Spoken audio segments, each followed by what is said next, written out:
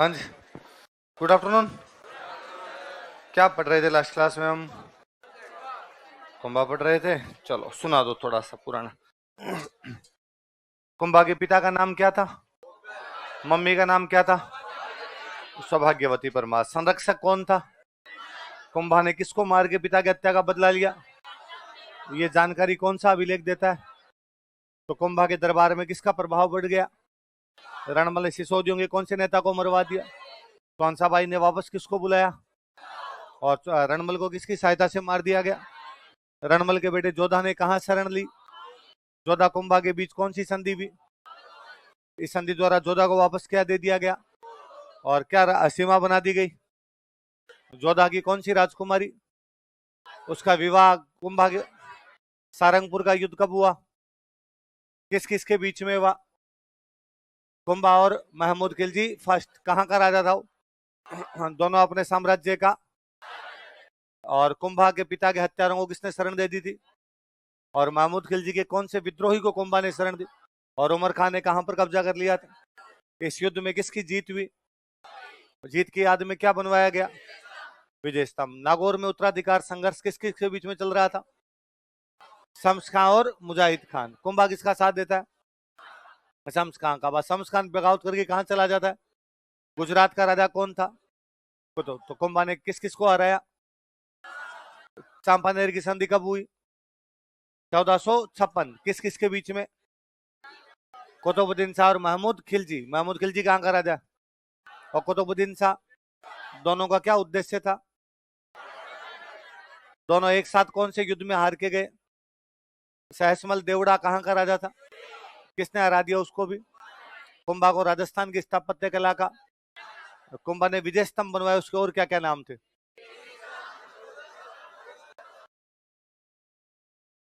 विजय स्तंभ कब से कब के बीच बनाया गया था? उसकी ऊंचाई कितनी है? चौड़ाई कितनी है? कितने मंजिल का है? कौन सी मंजिल में मूर्तियां नहीं? पांचवी मंजिल में क्या है? उनके नाम बताइए। तीसरी मंजिल में क्या है? कितनी बस कितनी बार? 9 बार। कौन सी भाषा में? उसकी प्रशस्ति किसने लिखी थी? अत्रि भट्ट और महेश भट्ट। क्या क्या जानकारी देती है हमें? विजय साहित्य निर्माण कार्य और इसका पुनर्निर्माण किसने करवाया था? जेम्स टोड इसकी तुलना किससे करता है? फर्ग्यूसन किससे करता है? ये राजस्थान की पहली इमारत है जिस पर ये किस किस का प्रतीक चिन्ह है? अभिनव भारत किसका संगठन था? कुंभा ने कितने में से कितने किले बनवाए? ऐसा कौन सी बुक में लिखा हुआ है? वीर विनोद किसकी बुक है? कुंभलगढ़ कौन से जिले में? ये मेवाड़ की कैसी राजधानी है? ये मेवाड़ मारवाड़ का। इसका वास्तुकार कौन था? मंडन। और जम्पस्टोड इसकी तुलना किससे करता है? एड्रोस्कन। किससे करता है? एड्रोस्कन के साथ करता है। इसकी जो परकोटे की लंबाई है वो कितनी है? कितने घोड़े एक साथ दौड़ सकते हैं? ऊंचाई के बारे में अबुल फजल क्या कहता है?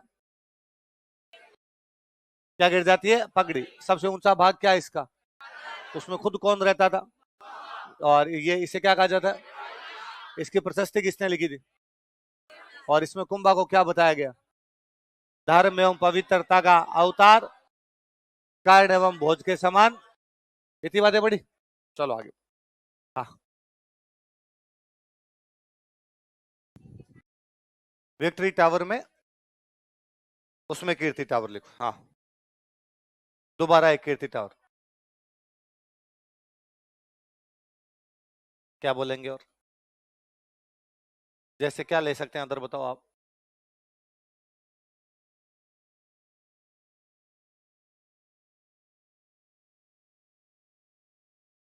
हाँ, जैसे मेरा नाम राजवीर है और मैं मास्टर हूँ। एक सनी देओल का बेटा, उसका नाम भी राजवीर है पर वो मास्टर नहीं है। हाँ,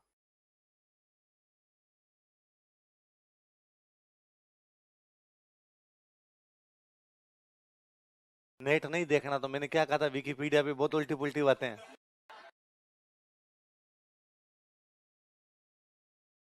क्या बात करते हो सच में? हाँ, अच्छा चलो।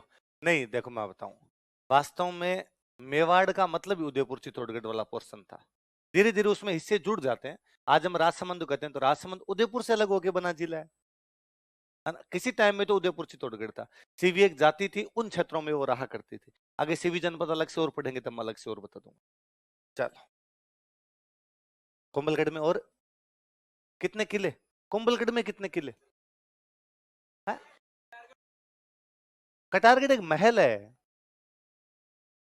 महल, एक महल है, उसका नाम क्या है? कटारगढ़। ऐसे उसमें कई महल है, बादल महल है, कई और महल है उसमें। हाँ हाँ, पूछो टोपी वाले भैया।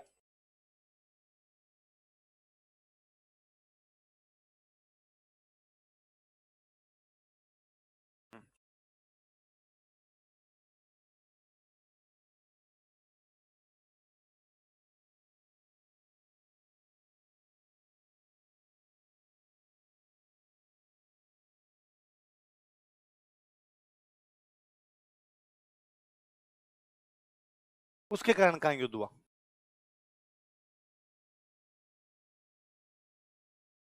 हम्म,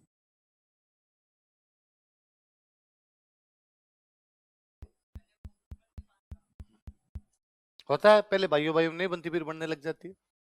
एक बार सरपंच के चुनाव में अपने दूसरे की तरफ होते हैं, अगली बार दूसरे की तरफ होते हैं। खूब सारे केस होते हैं ऐसे तो। और बता। बस चलो। हाँ, जोधा जब घायल होके आया था। हाँ, पर इसका मतलब है कि वो जो जीत लिया उसने, उसको वेरीफाई कर दिया गया, मान ली गई वो बात, है ना? मंडोर जीत लेता है वो। मंडोर जीतने के बाद संधि हो रहा, पहले एक तो मैंने जीत लिया, फिर कुंभा ने कह दिया हाँ भाई तुम्हारा ही है, तुम रखो इसको, कि वापस लड़ाई वड़ाई नहीं होगी अब आगे। हाँ। सर मस्जिद, मजार, दरगाह और मकबरे में क्या अंतर होता है? मकबरा तो कोई एक्सपायर हो जाता है कोई, तो उनके जो अंतिम संस्कार करते हैं वहां पर बनाते हैं, वो तो होता है मकबरा। जो संत हुआ करते थे, उन संतों की जो समाधियां होती है, उनको बोलते हैं दरगाह या मजार। मस्जिद जैसे हिंदुओं का मंदिर होता है, भगवान का घर है वो मस्जिद। पढ़ाऊं आगे? चलो, अगले अगले किले लिखते हैं, थोड़े किलों के नाम और लिखते हैं। 84 में से कितने बनवाए थे? 32। हाँ, कौन है तुम बताओ, पहला राणा कौन था? मेवाड़ में पहला राजा कौन बना इसने राणा लगाया? वो मेवाड़ का राजा था। हाँ, ऐसे नहीं पूछ सकती ना तुम कुछ भी। हम किसका इतिहास पढ़ रहे हैं? वो नेपाल का राजा है, नेपाल का इतिहास थोड़ी सिलेबस में। नहीं, इतना यूं दिमाग नहीं लगाना अपने फालतू में, काम काम की चीजों में दिमाग लगाना। चलो, एक किला लिख लिया था हमने, कुंभलगढ़। अगला लिखो एक अचलगढ़। सिरोही में जगह पड़ती है अचलगढ़।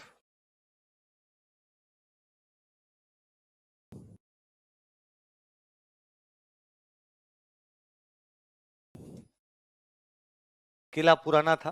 किसी टाइम आबू पर परमारों का राज था। किसका राज था? आबू पर परमारों का राज हुआ करता। आबू वाले परमारों ने किला बनवाया था अचलगढ़। किसने बनवाया? परमारों के बाद यहाँ आबू वाले इलाके मतलब सिरोही में राज हो गया देवड़ाओं का। किसका हो गया? सहसमल देवड़ा, ये पढ़ रहे हैं देवड़ा आगे। पर मैंने बताया था सहसमल देवड़ा के टाइम में कुंभा ने सिरोही साइड में कब्जे कर लिए थे, तो अचलगढ़ के किले पर कब्जा कौन कर गया? कुंभा। किला पहले से पड़ा है, किला तो बनाया था परमारों का। किसका था? कुंभा इसका पुनर्निर्माण करवाता है 1452। कब करवाता है? किला किसका बनवाया हुआ है? कुंभा ने इसका क्या करवाया? लिख लो। परमारों ने इस किले का निर्माण करवाया था। Parmars build this fort. परमारों ने इस किले का निर्माण करवाया था। Parmars build this fort. परमारों ने इस किले का निर्माण करवाया था। Parmars build this fort. देखो 1452 ईस्वी में 1452 एडी। 1452 ईस्वी में 1452 एडी कुंभा ने इसका पुनर्निर्माण करवाया। Kumbha rebuilt it. कुंभा ने इसका पुनर्निर्माण करवाया। Kumbha rebuilt it.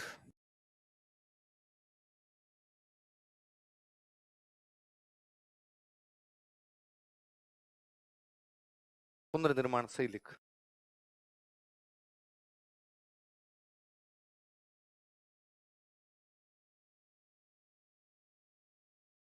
तो सही है? कितने रह लगाए हैं ऊपर तूने? ये ये क्या है? एक, दो, तीन हो गए। दोबारा लिख।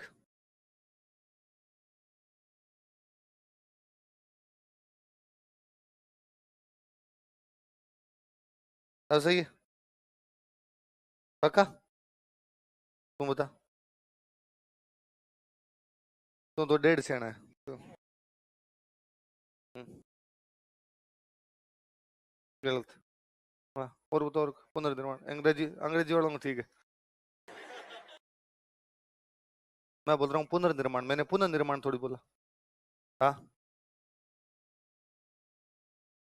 ये पुनर्निर्माण है। नहीं तो मैं पुनर् बोल रहा हूँ। हाँ,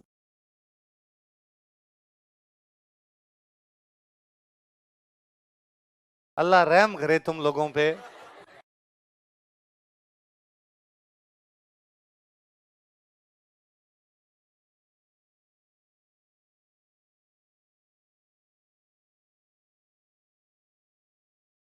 भाई, पू न रे नी रे माण, जहां बोला जाता है उसे आगे लिखा जाता है।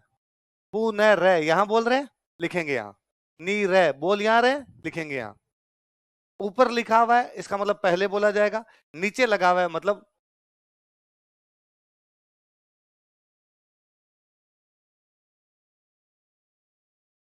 ये कहां बोल रहे हो? यहां? ये कहां बोल रहे हो? तो लिखते समय ध्यान दिया करें, जैसा हम बोलते हैं वैसा हम लिखें। तो कई तो क्या करते हैं, इसको लिखते हैं ऐसे।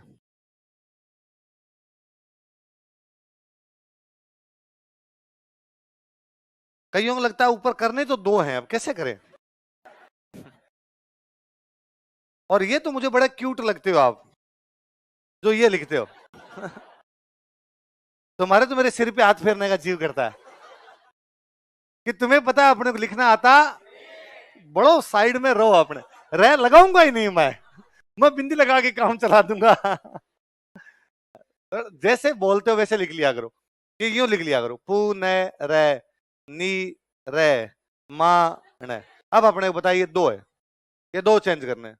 एक यहां लग जाएगा। दो चार बार हैबिट में लाओगे, सोच सोच के लिखोगे तभी लिखा जाएगा, वरना ये सेम आप कहीं और लिखते है ना। और मैं कहता हूं, कोई कहता है कि सर हिस्ट्री में क्या फर्क पड़ता हो गया। हिस्ट्री पढ़ने वाला जो पढ़ता है इरिटेट होता है ना, उसको लगता है ना, क्या मतलब इसको ये नहीं लिखना आ रहा, ऐसे कैसे लिख सकता है। और वो चूंकि कॉपी चेक करने वाला बंदा जो है वो कोई प्रोफेसर सर है, 60 साल की उम्र खाई है, उनको ये लिखना आता है। उनको बड़ा अजीब सा लगता है कि यार इसको पुनर्निर्माण लिखना नहीं आ रहा।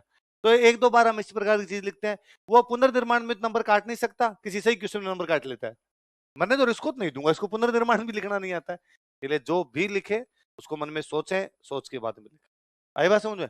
और एक तो और अच्छी बात बताऊं मैं, आप ये सब लोग, मैं सारे बच्चों में ये समस्या देखता हूं, आप सारे बच्चे भी ये बात करते रहते हो। कोशिश करें कि कभी उन शब्दों का प्रयोग ना करें लिखते समय जो टीचर बोल रहा है ना। कि जैसे मैंने लिखवाया कि कुंभा ने महमूद खिलजी को हरा दिया, आप कोशिश करें आप लिखे कुंभा ने महमूद खिलजी को पराजित कर दिया, है ना।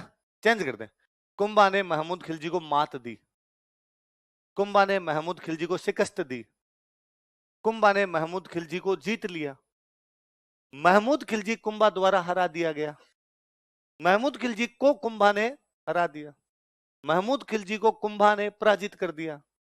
कितने प्रकार से सेंटेंस फ्रेमिंग है। पर आप एक लाइन में स्टीरियोटाइप हो जाते हो। इससे क्या है, इससे समस्या ही होती है।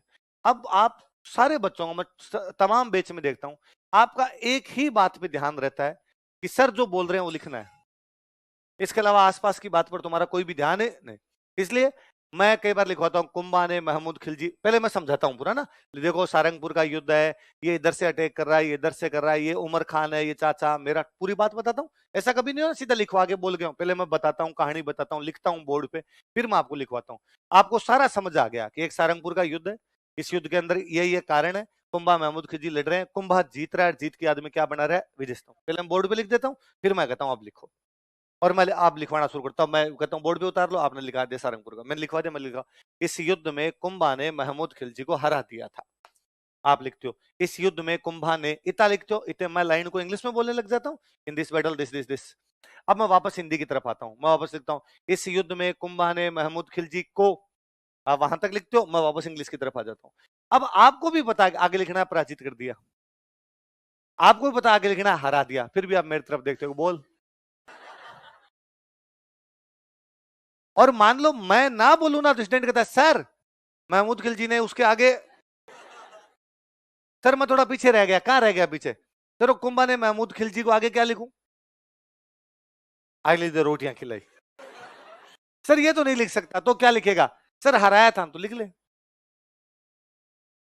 वो जो सेकंड का टाइम बचता आपके पास, आप जब खुद लिख लेते हो, इतने में वो लाइन याद हो जाएगी। फिर यदि स्टूडेंट अपने हिसाब से सेंटेंस फ्रेमिंग करता है तो नोट्स जल्दी याद होते हैं। अब आप पूरी एनर्जी इस बात पे लगा देते हो कि नोट्स अच्छे बनाने हैं, पूरी एनर्जी इस बात पे लगा दी आपने कि जैसा सर ने बोला है वैसा वैसा लिखना है ना, ये तो कभी होना ही नहीं चाहिए। मेरे तो याद है मैं जब खुद कभी क्लास में बैठता था, मैंने सर ने जो बोला वो लाइन कभी लिखी नहीं, लाइन का मतलब वो शब्द जो थे वो कभी लिखे नहीं। मैंने हमेशा कोशिश की, मतलब 80% मामलों, 20% अपवाद जरूर है, 80% मामलों में कोशिश की कि मैं थोड़ा बहुत ही सही उसको चेंज कर लूं। हाँ कोई मेंस का था, बड़ा आंसर को लिखवा रहे थे, उसमें भाई जल्दी जल्दी में लिख रहा था तो बड़ी जरूर, तो भी दिमाग में हाथों हाथ लगा था कि यार कुछ ना कुछ, कि सर ने कहा कि लिखो स्थापत्य कला, मैं लिख गया निर्माण कार्य, है तो बात वही, बनाने तो मकान ही है, अपने को तो पता ही है मकान ही तो बनेगा और क्या है। सर ने लिखवाया कि मान लो कोई कोई लिखवाया कि लिखो भाई कुंभलगढ़ का किला, आपने खाली लिखा कुंभलगढ़ दुर्ग, दुर्ग किला एक ही तो बात, कहीं लिखा ही नहीं, मैंने गढ़ लिख के छोड़ दिया, गढ़ भी तो वही है, क्यों लिखूं कुंभलगढ़ का किला, रिपीट क्यों करना है, कुंभलगढ़ अपने आप में किला है ना, बस वहीं पे लिख के छोड़ दिया। इससे क्या है, एक तो आप उस चीज पे सोचते हो यार मैंने लिखी है, वरना अब आप केवल ये कर रहे हो, सुन रहे हो लिख रहे हो, सुन रहे हो, आपके जो सोचने की क्षमता है वो पूरी तरीके से समाप्त हो चुकी है। इसलिए कोशिश किया करें, जैसे मैं लिखवाता हूं कि इस किले का कुंभा के लिए रणनीतिक महत्व था, और मैं किसके लिए, अरतन सिंह के लिए या अलाउद्दीन खिलजी के लिए, अलाउद्दीन खिलजी लिखा जाए, इस किले का अलाउद्दीन खिलजी के लिए रणनीतिक महत्व था। मैं अर्थ भी बताता हूँ कि देखो रणनीति का मतलब युद्ध की दृष्टि से महत्वपूर्ण था, क्यों लिखो रणनीतिक मतलब, आप लिखो ना युद्ध की दृष्टि से महत्वपूर्ण था। अच्छा मैं क्या आजकल मैं चालू हो गया थोड़ा इस मामले में, मेरे नोट्स हैं जो मार्केट में इधर उधर चलते रहते हैं स्प्रिंग बोर्ड वाले, उनमें मेरा किसी बीच में लिखा है सामरिक महत्व था, क्या था, जिस बच्चे के नोट्स थोड़े से पढ़े हुए हैं, मैं जैसे कहता हूं इस किले का, वो कहता सामरिक महत्व था, लगता है यार ये नोट्स में लिखा हुआ था, अपनी तरफ से सोच ले यार, समर का मतलब युद्ध, इसलिए मैंने आप वाले बीच में सामरिक लिखा ही नहीं, और लिख रणनीतिक, ताकि जिसने पढ़ भी रखा है वो वापस दिमाग तो लगाएगा कि नहीं समर और रण एक ही होता है, समर का मतलब भी युद्ध, रण का मतलब भी, अपनी तरफ से लाइन लिख लो कि इस किले का अलाउद्दीन खिलजी के लिए युद्ध की दृष्टि से महत्वपूर्ण था, और चेंज कर दो इस किले का बाहरी आक्रमणों की दृष्टि से महत्वपूर्ण था, कुछ भी लिख सकते हैं ना। इससे क्या होगा, एक तो हमारी लेखन शैली सुधरती है, हमारे दिमाग में नए नए विचार आते हैं, और हम ना इंडल्ज रहते हैं, एनी टाइम क्लास में रहते हैं फिर, वरना अब क्या होता है, अब जब मैं जैसे हिंदी से बोल के इंग्लिश में जाता हूं, तुम आराम से इधर उधर गाँव चले जाते हो 5-1 मिनट,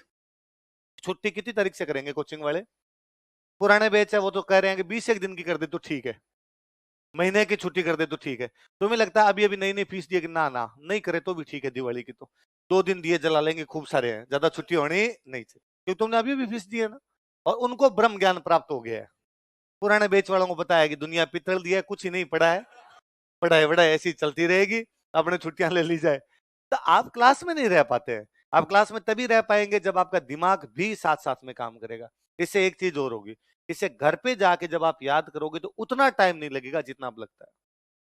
मैं कहता हूं यदि आप 2 घंटे यहां लिख के गए और इसको वापस याद करने में 2 घंटे लग रहे हैं, इसका एकमात्र मतलब आप क्लास में थे ही नहीं। यदि वापस 2 घंटे ही लग रहे हैं ना पूरे के पूरे, इसका मतलब क्लास में नहीं थे आप, इसका मतलब बस सर बोल रहे थे आप उतार रहे थे, वो तो यार कोई कर लेगा। मैं कहता हूं उसमें आप क्या, किसी ऐसे बच्चे को लाके बिठाया जाए जो 11th क्लास में पढ़ता है, 9th क्लास में पढ़ता है, वो ना उतार लेगा। जिसको लैंग्वेज लिखनी आ गई, 8वीं के बाद का कोई बच्चा इसको ये शब्द पकड़ में आ गए, भाई छोटे बच्चों को तो मैं बोलूं रणनीतिक, तो वो कहे सर रणनीतिक क्या होता है ये तो बताओ। आपको तो आता ही है, वर्ड तो पता ही है, सामरिक भी पता है, रणनीतिक भी पता है, महत्व भी पता है, तो आप लिख लो। तो फिर कोई बच्चा नोट्स उतार लेगा। फिर उसमें आपकी क्या एबिलिटी है कि आप ग्रेजुएशन किए हुए बच्चे हो, थोड़ी एक बड़ी उम्र के लोग हो, मेच्योर लोग हो, आरएस की तैयारी करने वाले लोग हो, फिर आपकी क्या क्वालिटी है नोट्स लिखने के अंदर। इसलिए नोट्स हमेशा अपनी भाषा में लिखे जाने चाहिए, अपने हिसाब से लिखे जाने चाहिए। और आप नोटिस करेंगे, मुझे, मेरे अलावा विजय सर आते हैं और मेरे बाद में जितने टीचर आएंगे, हम पहले कोई भी चीज बोर्ड पे लिखेंगे। आप 7-8 दिन हो गए ना आपको आते हुए, 7वां दिन है आज या छठा दिन है आपका। आप नोटिस कर लो, मैं का के की को छोड़ के सब कुछ बोर्ड पे लिखता हूं। मैंने रतन सिंह नाम भी बोर्ड पे लिखा है, लेकिन रतन सिंह लिखने की आवश्यकता नहीं है, मैं खाली बोल ही दूं लिख लो रतन सिंह, तो आप मुझे थोड़ी को सर रतन सिंह बोर्ड पे लिखो, आता है आपको भी रतन सिंह। पर मेरा ऐसा मानना है कि जब हम बोर्ड की तरफ देखते हैं फिर उतारते हैं, उससे है ना हमारी ऑडियो वीडियो विजुअल मेमोरी बनती है। केवल सुनी हुई चीजें भी याद नहीं रह पाती इतनी, जितनी देख के सुन के लिखी हुई चीजें। फिर 3 क्रियाएं करते हैं, हम देखते हैं, हम सुनते हैं, फिर हम लिखते हैं। केवल मैं बोलता बोलता बोलता रहूंगा तो फिर उससे बच्चा है ना क्लास में उतना इंगेज नहीं रह पाएगा। इसमें तीसरी चीज और जोड़िए कि देखना है, सुनना है, खुद समझना है, फिर लिखना है, तो ज्यादा आ जाएगी अपने आप चीजें, और इतना टाइम मिलता है। आप और नोटिस कर लीजिए, मैं किसी एक लाइन को हिंदी इंग्लिश दोनों मिला के 6 बार बोलता हूं, वो 3 बार हिंदी में 3 बार इंग्लिश में, तो यकीन मानिए आप पीछे नहीं रहेंगे।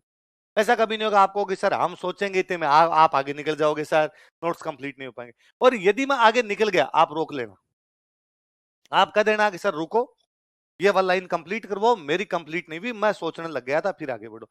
क्या होगा, ज्यादा से ज्यादा 18 महीने का बैच 19 महीने हो जाएगा, 20 महीने हो जाएगा, कुछ ही फर्क नहीं पड़ना। अपने 2 महीने एक्स्ट्रा पढ़ लेंगे, पढ़ाई तो की है, इधर उधर तो नहीं घूमे, 2 महीने ज्यादा पढ़ लिया तो भी कुछ ही नहीं, यही तो हो सकता है।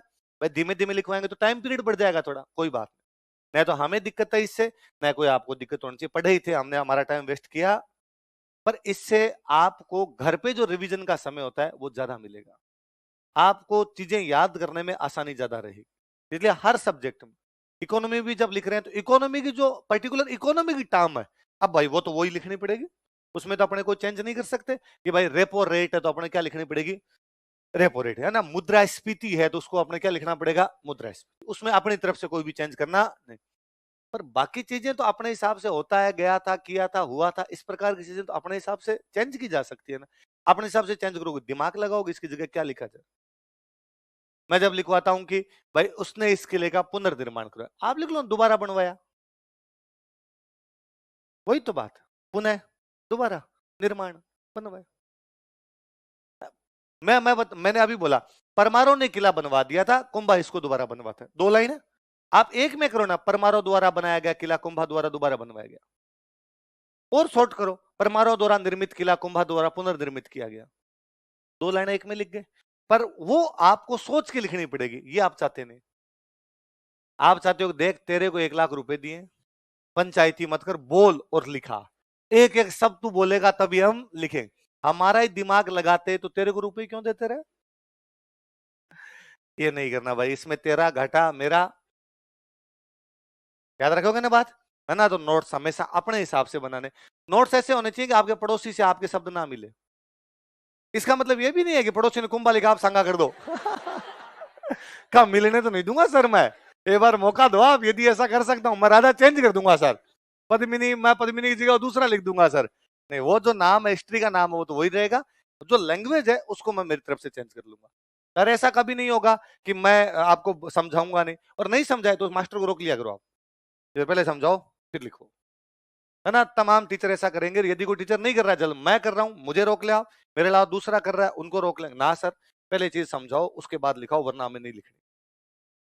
15 मिनट एक्स्ट्रा लग जाएंगे पर वो टॉपिक अपने ढंग से समझ में आ जाएगा, और एक टॉपिक को ढंग से समझ में आने का मतलब है आगे कहीं आधा घंटा बच जाएगा, है ना, क्योंकि चीजें सारी जुड़ी भी होती है। कि भाई ये मैं जब शुरुआत में रतन सिंह के वो कारण बताता हूँ कि देखो वह अपने साम्राज्य का विस्तार करना चाहता था, है ना, तो अब मैं पूरी लाइन लिखवाता हूँ, आगे मैं इस किसी लाइन को खा जाऊंगा, मैं केवल इतना लिखवाऊंगा उसके साम्राज्यवादी नीति, तो मैं जानता हूं, अब मैंने बता दिया साम्राज्य विस्तार क्या होता है, एक जगह लिख के आया था, अब अपने खा जाते हैं, वो मैं 3 मिनट कहीं ना कहीं निकालूंगा, क्योंकि मेरे को पता है मेरा कोर्स कितने दिनों में क्या कंप्लीट हो जाते, वो मेरे दिमाग में सब ढांचा रहता है। तो मैं जब आपको खाली अलाउद्दीन के आक्रमण के कारण लिखाता हूँ, उसमें आधा घंटा खा जाता हूँ। तो मेरे को वहां लगता है कि यार ये आधा घंटा यहाँ इन्वेस्ट है मेरा, कि मैं वेस्ट नहीं कर रहा, इन्वेस्ट कर रहा हूँ, क्योंकि आज इनका दूसरा दिन है, तीसरा दिन, इनको समझाने जरूरी कारण होते क्या है, कारण कैसे लिखे जाते हैं।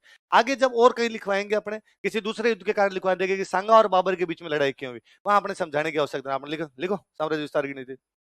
आप नहीं तो आप मेरे से पूछोगे सर साम्राज्य विस्तार क्या होता है, आपके समझा हुआ है ना, मुझे दोबारा बताना क्या होता है, मुझे दोबारा नहीं बताना कौन किधर से इधर आ जाता है। आपको बताओगा हाँ राजाओं के खिलाफ बगावत होती थी, इधर वाला इधर आ जाता था, इधर वाला उधर चला जाता, तो वो टाइम अपना बराबर आ जाएगा कहीं ना कहीं, पर आप भी थोड़ा सा ध्यान दिया कीजिए। इसलिए किसी भी सब्जेक्ट के नोट्स बनाओ, अपना दिमाग लगा लगा के बनाने हमेशा नोट्स। तो इससे क्या है, क्लास में तुम्हारे एक्टिवनेस ज्यादा रहेगी, और सबसे अच्छा तो वही बात है, घर पे जाके अब 4 घंटे पढ़ते हो, घर पे जाके वापस इनको 4 घंटे पढ़ते हो, ये टाइम बच जाएगा। तो अभी क्या है, शुरू शुरू में तो आपको पता नहीं चलता इन चीजों का, थोड़े दिनों में दिक्कत कहाँ आएगी, थोड़े दिनों में दिक्कत तब आती है कि मान लो मैंने 20 दिन का पढ़ा दिया, और 20 दिन का या 15 दिन पढ़ा दिया, अब जैसे मान लो मंडे को आपको कहते टेस्ट लेंगे, तो आपको पूरे रिवीजन करना है, वो पीछे वाला पूरा रिवीजन करना। शुरू शुरू के टेस्ट में हो जाता है, रिवीजन भी हो जाता है, आप भी नए नए होते हो, जोश होता है, 15 दिन पढ़ा होता है, मैं भी डेली आगे रखते मरवाता हूँ, हो जाता है। अगले 7 दिन बाद 15 दिन हमने कहा इकोनॉमी का टेस्ट हो, ये दो। अब मान लो 1.5 महीने बाद में मैंने या विजय सर ने कहा भाई हमारा सिलेबस खत्म, अब नया मास्टर आएगा, अब हम पढ़ाएंगे आपको पॉलिटी। अब हमने पॉलिटी शुरू कर दी, तो आप घर पे जाके पढ़ोगे पॉलिटी, फिर हम कभी बीच में आपको कहते हैं अब हिस्ट्री का टेस्ट है, तो आपको लगता है सर मैं पॉलिटी रिवीजन करूं, घर पे जाके हिस्ट्री पढ़ूं, क्यों? क्योंकि आपने क्लास में पॉलिटी पढ़ी नहीं, क्लास में पॉलिटी लिखी, घर पे जाके पॉलिटी पढ़ी, क्लास में पढ़े, घर पे केवल याद करें। और कई बच्चों की आदत होती है नोट्स बड़े जमा जमा के लिखना, उन बच्चों को देख के मुझे लगता है इसका एकमात्र उद्देश्य है कि अगली 7 पीढ़ियों के लिए नोट्स का इंतजाम करके जाऊंगा, इतनी अच्छी राइटिंग में लिख के जाऊंगा कि मेरी पीढ़ियां कहेगी कि हे पर पितामह, यदि तुम ना होते तो हमें बार बार आरएस की कोचिंग करनी पड़ती, और हम नोट्स कहां से लेके आ पाते। ऐसी राइटिंग तो आपके खुद के समझ में जाए, लिख लेनी। कई बच्चे और मुझे बड़े क्यूट लगते हो आप, जो कहते हो यहाँ पे रफ में लिखते हैं, घर पे जाके फेयर करते हैं, है ना, तुम्हारा तो मेरा जी करता है गाल खींच लूं मैं, कितने क्यूट हो तुम सारे के सारे। ये कैसे कर सकते हो यार, तुमको 6 क्लास में पढ़ते हो कि यहाँ पे तो रफ में करेंगे, घर में फेयर करेंगे, यही रफ है यही फेयर है, जो कुछ है अपना यही है, इसके अलावा दूसरा कुछ भी करने की आवश्यकता। मैं जब उनसे पूछता हूं कि यार ऐसा क्यों करते हो तुम, तो उनके दो होते हैं, एक होता है कि सर इससे 2 बार लिखने से याद हो जाता है, यदि 2 बार लिखने से याद हो तो आज घर पे जाके अखबार की कोई न्यूज 3 बार लिख लेना, क्या वो याद होती? नहीं होती। इसका मतलब याद तभी है जब आप क्लास में बैठे थे, याद तभी है जब आपने क्लास में ढंग से सुना था, और कोई भी तरीका याद करने का आपका क्लास में ध्यान था, 2 घंटे तक वहीं बैठे रहे आप एक जगह टिक के, इसलिए याद हुआ है, इसमें और किसी की कोई योग्यता, आप लिखने को क्रेडिट मत दीजिए, अपने दिमाग को क्रेडिट दीजिए।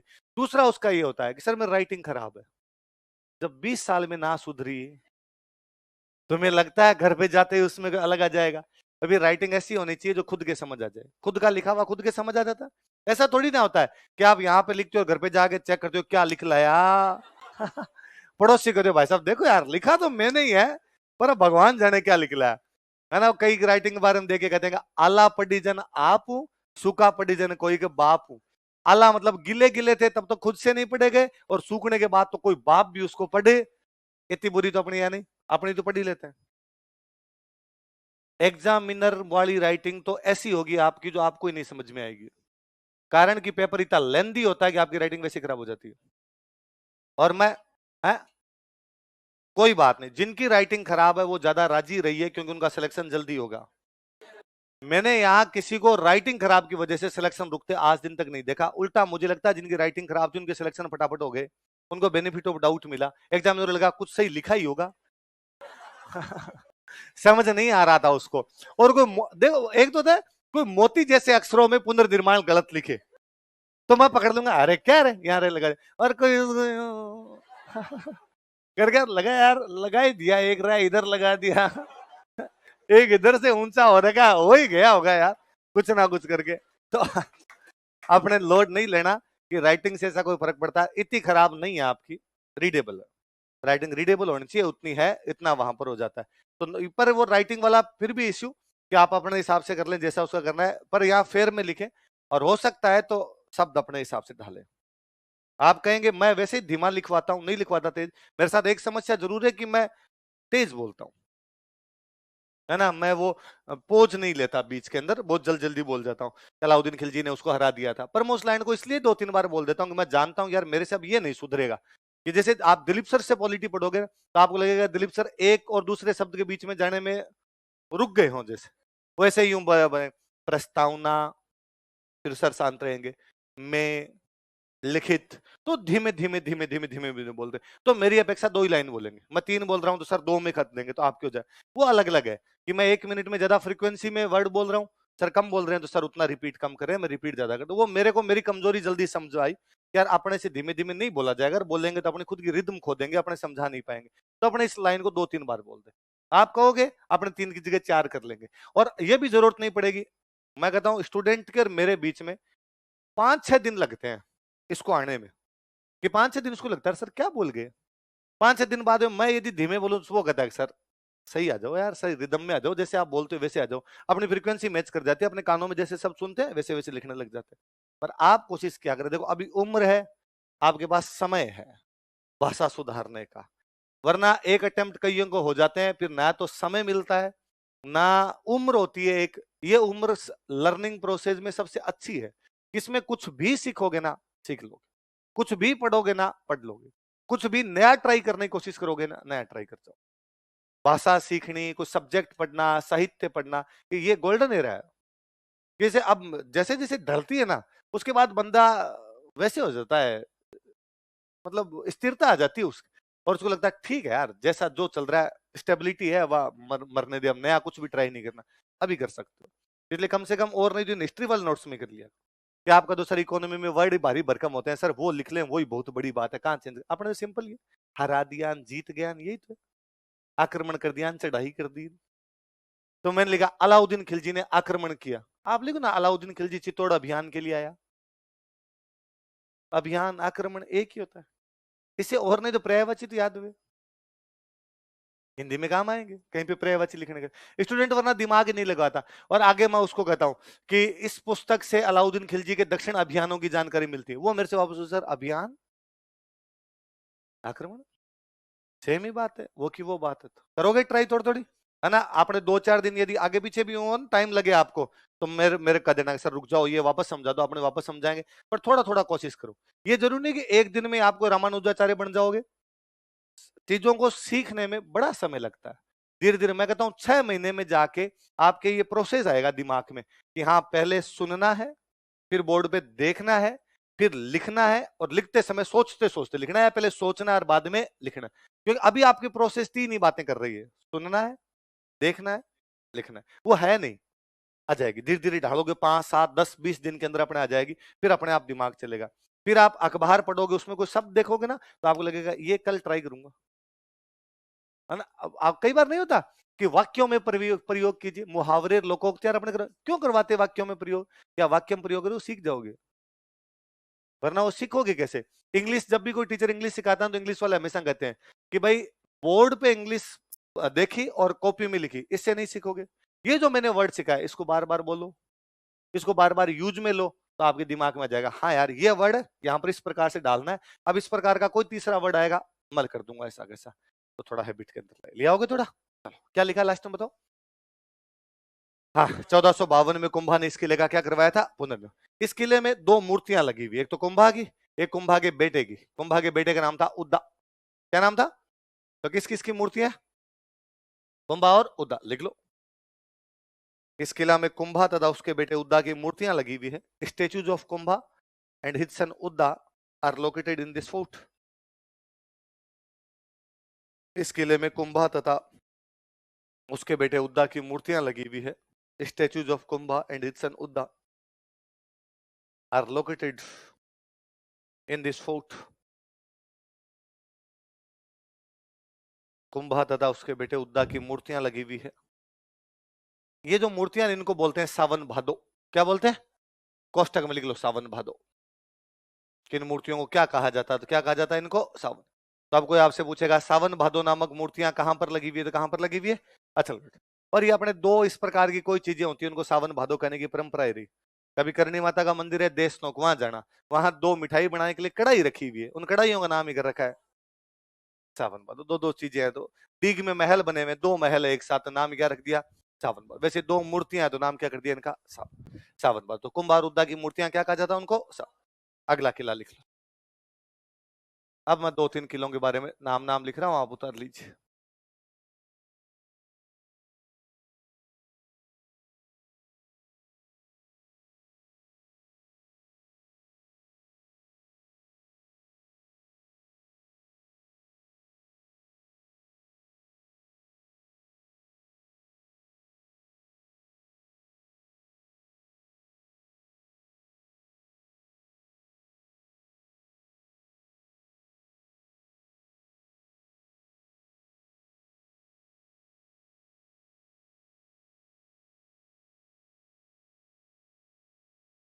क्या क्या नाम और लिखे मैंने 3 बताओ देखे? बसंतगढ़, मचान और भोमठ उदयपुर में, बाकी दोनों सिरोही में। भोमठ का पठार है उदयपुर साइड में, आगे अपने और पढ़ेंगे भोमठ का पठार ज्योग्राफी में।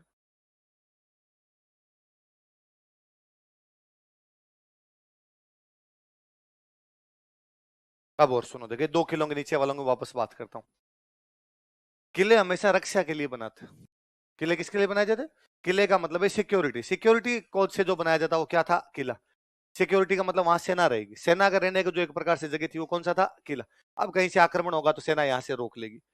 ये मचान सिरोही वाला इलाका, यहाँ पर एक जनजाति रहती है, जनजाति का नाम है मेर। क्या नाम है? मेर जनजाति। वहां लूटपाट करती।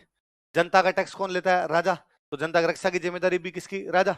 और यदि मेर लूटपाट करते हैं तो मेरों को कंट्रोल कौन करे? राजा। तो राजा ने मेरों को कंट्रोल करने के लिए जो किला बनाया वो कौन सा था?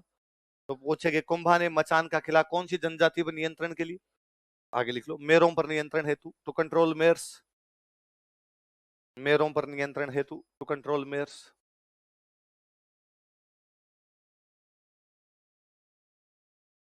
मेरों पर नियंत्रण हेतु, टू कंट्रोल मेयर्स। ऐसे ही एक जनजाति और है भील। कौन सी जनजाति है? भीलों पे कंट्रोल करने के लिए जो किला बनाया गया उस किले का नाम क्या है? बहुमठ। तो आगे लिख लो, भीलों पर नियंत्रण हेतु, टू कंट्रोल भील्स। है, लूटपाट कर लेते हैं क्षेत्र में, जनता को लूटपाट कर लेते तो भी जनता को बचाना ही पड़ेगा। भीलों पर नियंत्रण हेतु, टू कंट्रोल भील्स। कोई व्यापारी वहां से निकल रहे होते हैं, उन पर आक्रमण करके चीजें छीन लेते हैं। आक्रमण का मतलब यही थोड़ी है कि सेना लेके आए और राजा पर आक्रमण किया। आक्रमण का मतलब है जनता को परेशान करना, ये भी तो हो गया। तो जनता को सुख सुविधा देना या जनता को सही सलामत रखना भी किसकी जिम्मेदारी है? भाई 2 चीज होती है, एक सेना और एक पुलिस। अभी तो 2 है ना, बाहरी आक्रमण हो तो सेना, अंदर कानून व्यवस्था मेंटेन करनी है। पहले दोनों ही राजा था ना भाई, तो राजा ने पुलिस का काम भी तो करना है, जनता को सुविधा देनी चाहिए। तो मेरों पे नियंत्रण के लिए कौन सा? मचान। और बिलों पे नियंत्रण के लिए कितने में से कितने किले थे? तो 32। ये मुख्य मुख्य किले पढ़ लिए। इन किलों की कुछ बातें और है, वो अपने जब किले पढ़ेंगे वहां पर और पढ़ लेंगे अपने, है ना। अब लिखो मंदिर कौन कौन से बने कुंभा के टाइम, लिखो मंदिर, टेम्पल्स।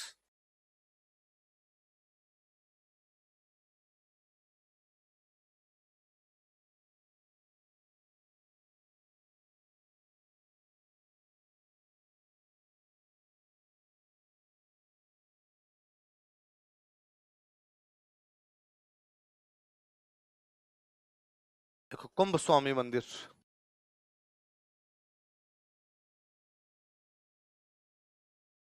ये भगवान विष्णु के मंदिर है भाई। कुंभा ने विजय स्तंभ भी किसको डेडिकेट किया था? तो उसने कुंभ स्वामी मंदिर 3 जगह बनवाए थे। बताओ कुंभा की राजधानी कौन सी है? चित्तौड़। कौन सी है? चित्तौड़। तो उसने देख कौन से किले में बना दिया? चित्तौड़। संकटकालीन राजधानी कौन सी है? तो एक ये मंदिर कहां पर बना दिया? कुंभलगढ़।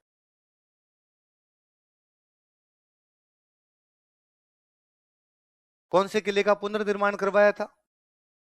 तो एक ही कहां पर बनवा दिया? अच्छा।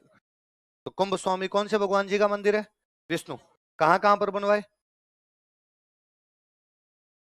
चित्तौड़गढ़, कुंभलगढ़ और अचलगढ़, है ना। अब सिंपल प्री का क्वेश्चन है, इनमें से कौन से स्थान पर कुंभा ने भगवान विष्णु का कुंभ स्वामी मंदिर नहीं बनवाया था?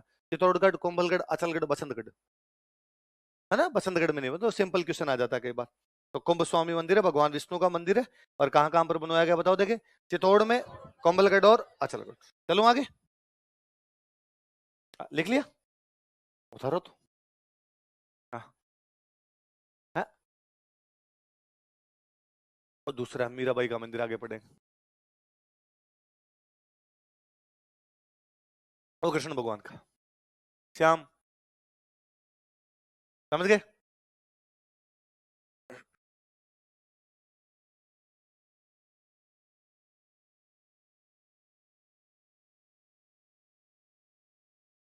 क्या क्वेश्चन है?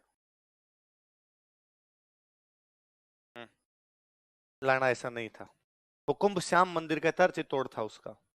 दोबारा देखना, तुम मेरे को याद है वो क्वेश्चन, दोबारा देखना। चलो आगे देखो, एक मंदिर है चित्तौड़ के किले में, उसका नाम है शांतिनाथ जैन मंदिर। क्या नाम है? शांत। या इसी का एक नाम और है श्रृंगार चौरी मंदिर।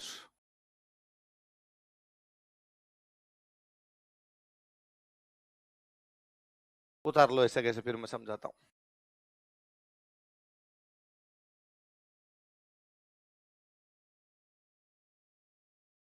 शांतिनाथ जैन टेम्पल या श्रृंगार चौरी टेम्पल। शांतिनाथ जैन टेम्पल या श्रृंगार चौरी टेम्पल। श्रृंगार देख मैंने कैसे लिखा है।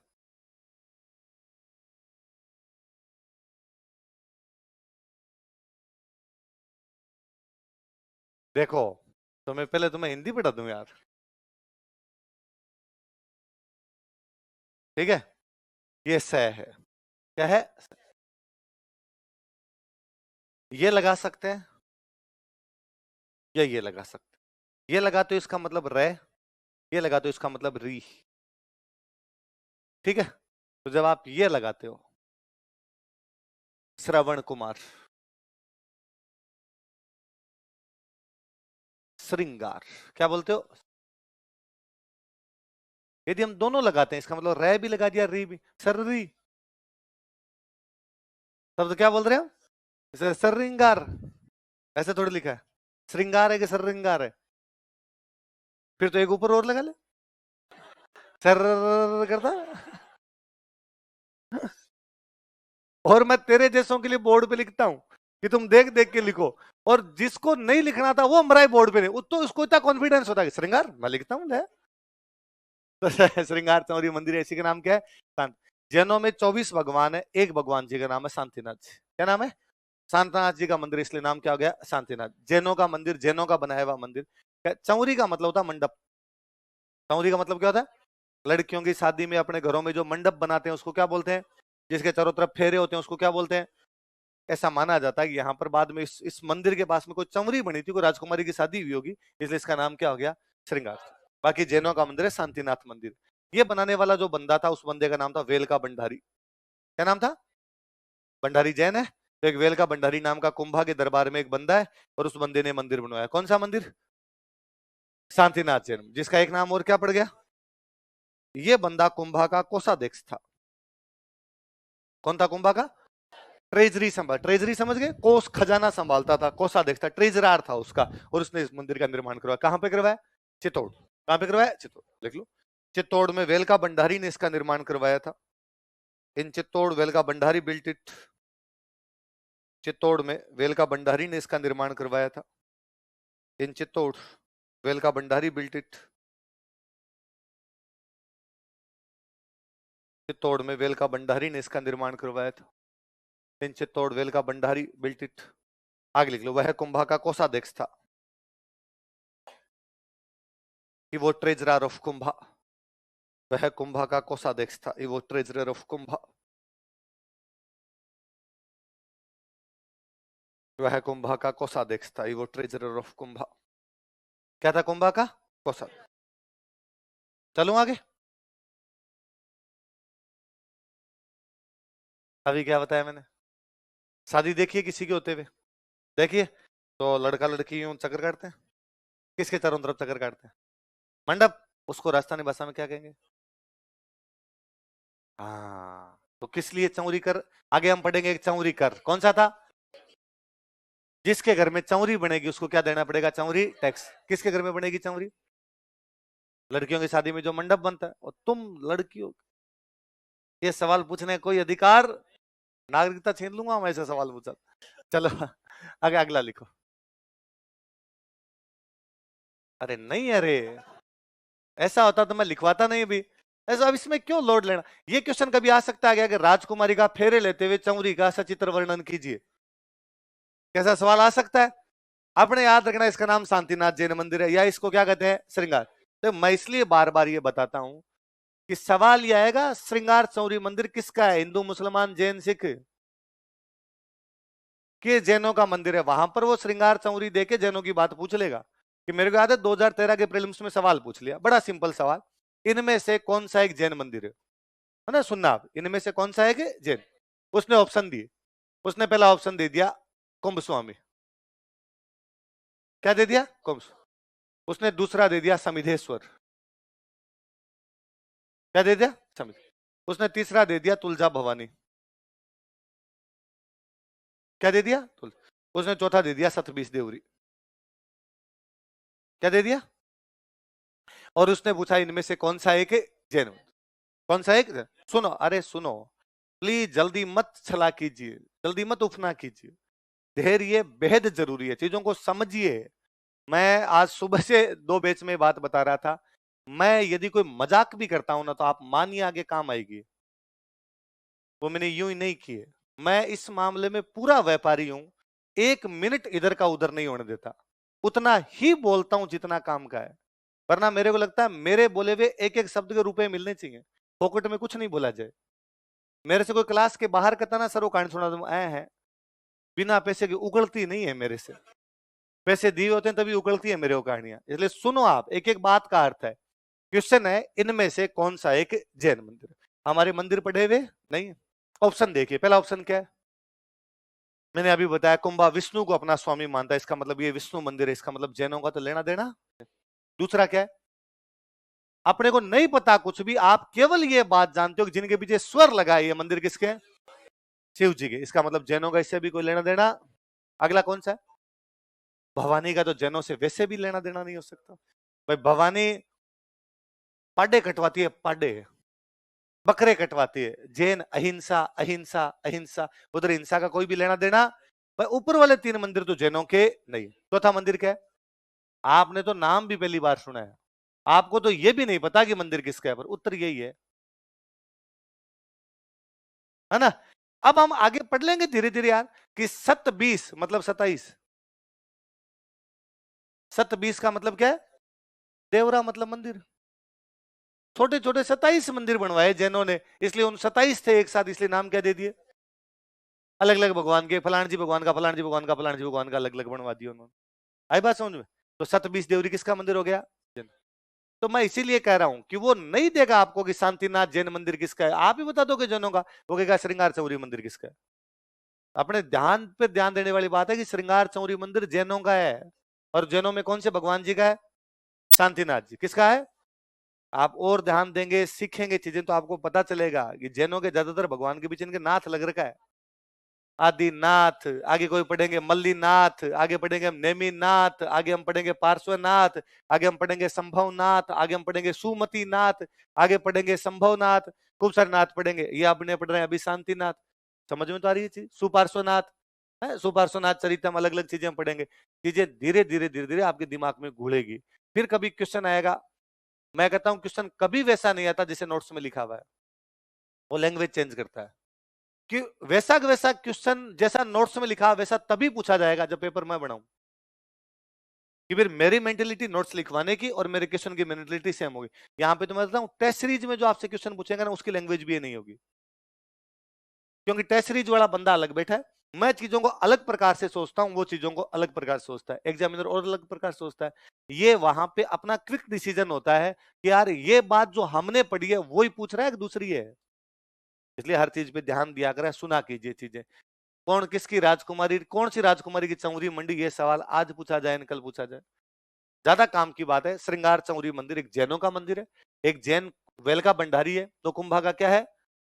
आप पुनः सोचिए, ये बात आगे मेंस में लिखेंगे कि कुंभा एक सेक्युलर राजा है, उसका कोषाध्यक्ष जैन है।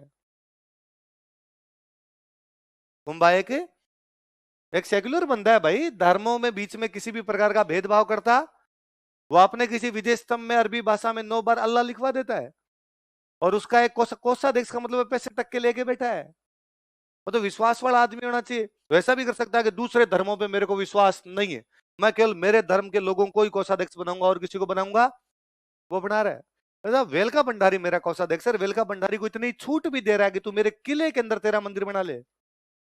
और वो मंदिर कौन सा है, कौन सा मंदिर है ना। इसलिए जब भी कोई चीजें लिखो उन पे इतनी जल्दी रिएक्ट मत किया करो, उन पे सोचा कीजिए, क्योंकि आप वाली तैयारी केवल ऑब्जेक्टिव एग्जाम की तैयारी नहीं है, ये सेम चीजें मेंस में काम आएगी, सेम की सेम बातें आपके इंटरव्यू में काम आएगी, है ना। कई बार स्टूडेंट कहता है कि सर इंटरव्यू की तैयारी, ये इंटरव्यू की है जो डेली आप सुनोगे, 18 महीने के दौरान जो कुछ आप सुनोगे, इसका मतलब किसकी तैयारी कर रहे हो।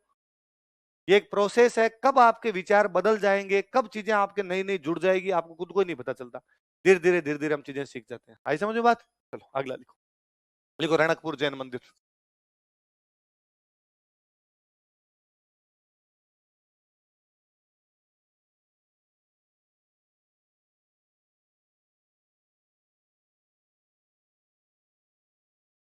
रणकपुर इधर पाली जिले में 1439 की बात है। एक जैन व्यापारी है, उन जैन व्यापारी का नाम है धरणकसा। जैन व्यापारी का नाम क्या है। कुंभा के पास है, कुंभा को कहा राणा जी मैं बिजनेसमैन हूं, थोड़ी जमीन दान में दो ताकि मैं वहां पर क्या बना सकूं, मंदिर। क्योंकि जमीन का मालिक होता राजा। जमीन का मालिक कौन होता, इसलिए हिंदी में राजा का पर्यायवाची पढ़ोगे भूपति। भू मतलब जमीन, पति मतलब स्वामी। जमीन का मालिक कौन, राजा, इसलिए राजा क्या बोलते हैं। तो राजा कहा भाई हमें जमीन दान में दो, जमीन दान में दोगे तो हम वहां पे क्या बनवा लेंगे, मंदिर। तो कुंभा ने इनको 99 बीघा जमीन दान में दी। कितनी जमीन दान में दी, राजा के पास खूब सारी जमीन। राजा ने कहा ठीक है भाई, ये मरबे के मुरबे आपके, ये खेत के खेत आपके, बना लो। उसने यहाँ पे खूब सारे मंदिर बनाए, कॉम्प्लेक्स ऑफ टेम्पल, एक टेम्पल नहीं खूब सारे मंदिर बने हुए। उन मंदिरों को हम क्या कहते हैं, कब बनाए गए, ये मथाई नदी के किनारे। कौन सी नदी निकल रही है, कौन से व्यापारी ने बनवाए थे, किसने बनवाए थे, धरण। खूब सारे मंदिर है, पर इनमें और इन मंदिरों का जो वास्तुकार था उसका नाम था देपाक। क्या नाम था, पर इनमें सबसे अच्छा जो मंदिर है उस मंदिर का नाम है चौमुखा मंदिर। क्या नाम है, खूब सारे मंदिरों में सबसे अच्छा मंदिर कौन सा है, चौमुखा। इस चौमुखा मंदिर में मूर्ति लगी हुई है आदिनाथ जी की। किसकी मूर्ति है, आदि, आदि का मतलब पहला, नाथ का मतलब भगवान। जो पहले भगवान वे वो कौन, वे आदिनाथ। तो ऋषभ देव जी का दो या क्या का दो, आदिनाथ। मंदिर का नाम क्या है, इसका मतलब मूर्ति के 4 मुंह है, मूर्ति के और चतुर्मुखी मूर्ति। इधर मुंह, इधर मुंह, इधर इधर, चतुर्मुखी मूर्ति, आदिनाथ जी की चतुर्मुखी मूर्ति, इसलिए नाम क्या हो गया। मंदिर बड़ा सा है, इसलिए उस मंदिर में खूब सारे पिलर हैं। 1444 कितने पिलर है, खूब सारी मूर्तियां, इसलिए बोलते हैं मूर्तियों का अजायब घर। क्या बोलते हैं, खूब सारे स्तंभ हो तो स्तंभों का अजायब घर। तो कौन से मंदिर को स्तंभों का अजायब घर कहते हैं, कौन किसकी मूर्ति है, कौन से मंदिरों का हिस्सा है, जो कब बनाए गए, किसके द्वारा, कौन था धरणकसा, व्यापारी था, बिजनेसमैन था। वास्तुकार कौन था, कौन सी नदी किनारे, मुख्य मंदिर कौन सा, मूर्ति किसकी, पिलर कितने, इसलिए क्या कहा जाता है। लिखवा दूं, देखो देखो 1439 ईस्वी में, इन 1439 एडी, 1439 ईस्वी में, इन 1439 एडी, जैन व्यापारी धरणक शाह ने, जैन मर्चेंट धरणक शाह, जैन व्यापारी धरणक शाह ने, जैन मर्चेंट धरणक शाह, जैन व्यापारी धरणक शाह ने, जैन मर्चेंट धरणक शाह, जैन व्यापारी धरणक शाह ने मथाई नदी के किनारे इन मंदिरों का निर्माण करवाया था। Built this temples near river Mathai. Mathai नदी के किनारे इन मंदिरों का निर्माण करवाया था। Built this temples near river Mathai. Mathai नदी के किनारे इन मंदिरों का निर्माण करवाया था। Built this temples near river Mathai. Mathai नदी के किनारे इन मंदिरों का निर्माण करवाया था? लिख लो, वास्तुकार बराबर देपाक, आर्किटेक्ट। वास्तुकार समझते हो आप? वास्तुकार कौन था? देपाक।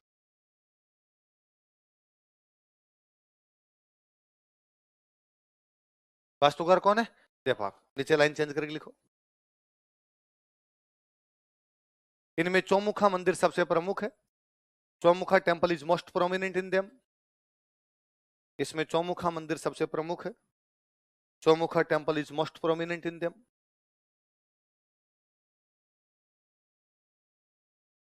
इनमें चौमुखा मंदिर सबसे प्रमुख है। Chaumukha temple is most prominent in them. इसमें आदिनाथ जी की मूर्ति लगी हुई है। There is an idol of Adinath ji. इसमें आदिनाथ जी की मूर्ति लगी हुई है। There is an idol of Adinath जी।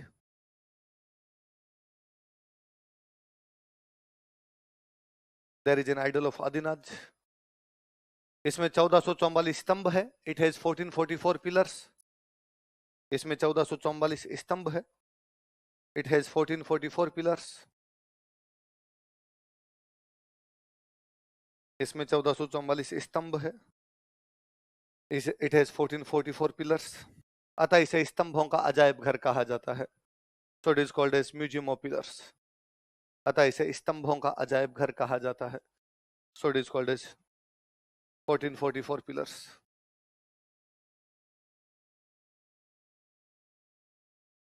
क्या कहा जाता है इसे? स्तंभों का अजायब घर।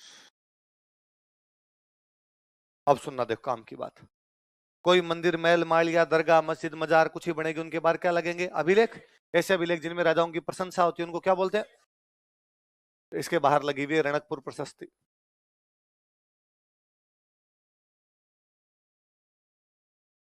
क्या लगी हुई है यहां पर?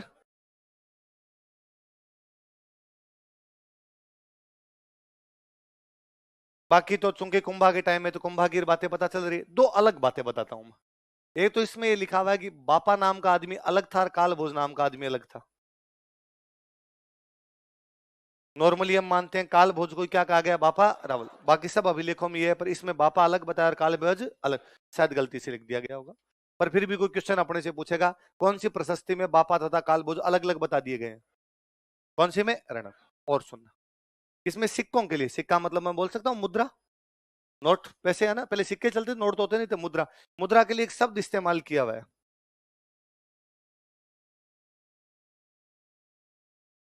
कॉइन्स के लिए एक शब्द इस्तेमाल किया हुआ है। क्या किया हुआ है? क्या किया हुआ है? आप वाली पीढ़ी इन बातों से आगे आ गई। दादाजी वाली जो पीढ़ी है वो अभी तक भी नोट को नाणा बोलती है। पैसे होते हैं ना, कोई आज भी ज्यादा पैसे लगाता है, अरे कितना का नाणा है, कितने पैसे पड़े जो उड़ा रहा है इस प्रकार से तू। तो मुझे लगता है कि यार कई पीढ़ियों तक ये सब नाणक यूज में ले रहे थे हम। अब धीरे धीरे अपने वाली पीढ़ी भूल गई, इसलिए अपने को याद करना पड़ता है कि इसमें मुद्रा के लिए किस शब्द का इस्तेमाल किया गया। तो अब याद रखना। अब कोई पूछेगा नाणक शब्द क्या कहलाता है, या नाणक शब्द किसके लिए इस्तेमाल किया जाता है? कॉइन्स। कॉइन्स के लिए कौन सा शब्द इस्तेमाल किया जाता है? तो रणकपुर प्रशस्ति की दो अलग बातें याद रखना। बाकी तो कुंभा की विजय वो सब है ही, सारी प्रशस्ति, क्योंकि कुंभा के टाइम में तो कुंभा की तारीफ तो होगी, इसमें क्या है, पर दो अलग बातें। एक तो बापा और काल भोज को क्या बताया गया, अलग अलग व्यक्ति, और मुद्रा के लिए क्या शब्द इस्तेमाल। आई बात समझ? लिखो, देखो रणकपुर प्रशस्ति में, इन रणकपुर यूलॉजी, अभी क्या बताया, मंदिर कब बना? रणकपुर प्रशस्ति में इन रणकपुर यूलॉजी बापा तथा काल भोज को अलग अलग व्यक्ति बताया गया है। Bappa and Kal Bhoj are considered as different persons, were considered as different persons. Bappa तथा काल भोज को अलग अलग व्यक्ति बताया गया है। आर ही लिख लो, बापा and Kal Bhoj are considered different persons. Bappa तथा काल भोज को अलग अलग व्यक्ति बताया गया है। Bappa and Kal Bhoj are considered different persons. Line change कर लिखो। इसमें मुद्रा के लिए नाणक शब्द का इस्तेमाल किया गया है। Word nanak is word nanak is used for coins in it. इसमें मुद्रा के लिए नाणक शब्द का प्रयोग किया गया। Word nanak is used for coins in it. मुद्रा के लिए क्या इस्तेमाल किया गया? नाणक। इसे बड़ी इंटरेस्टिंग चीज बताता हूं। मुद्रा के लिए क्या शब्द इस्तेमाल हुआ है? नाणक। इसका मतलब सिक्कों को क्या बोलते होंगे? नाणक। कहां पर है ये प्रशस्ति? रणकपुर। रणकपुर कहां पे? पाली। पाली में आज भी एक गांव, उसका नाम है नाना। गांव का नाम ही क्या है? हो सकता है ना कभी वहां सिक्के बनते हो, वो जगह है जहां पे नाणे बनते हो, उस जगह का नाम ही क्या हो गया? इसका मतलब हो सकता है वहां टकसाल थी। वहां पे क्या थी? जहां पे सिक्के बनाए जाते हैं उसको क्या बोलते हैं? इंग्लिश में अपने कहते थे उसको मिंट, या हिंदी में क्या कहते हैं उसको? टकसाल। इस वजह से जहां पे टकसाल रही हो, नाणे बनते हो, गांव का नाम ही क्या पड़ गया? ये चीजें बताती है कि इसका मतलब पुराने टाइम में यहाँ बसावट रही होगी, पुराने टाइम में यहाँ लोग रहते होंगे, वो सिक्के विक्के बनाते होंगे, वो नाणक बोलते होंगे, तो उस वजह से गांव का नाम भी क्या पड़ गया? तो उस समय लोग इस शब्द का ज्यादा इस्तेमाल करते थे, तो प्रशस्ति में भी क्या लिख दिया गया? है बात सुन। तो कोई पूछे मुद्रा के लिए नाणक शब्द का इस्तेमाल किस में किया गया? रणकपुर प्रशस्ति। या सिंपल पूछे नाणक शब्द किसके लिए इस्तेमाल किया जाता है? याद रही बात है। अब आगे लिखो, साहित्य, लिटरेचर।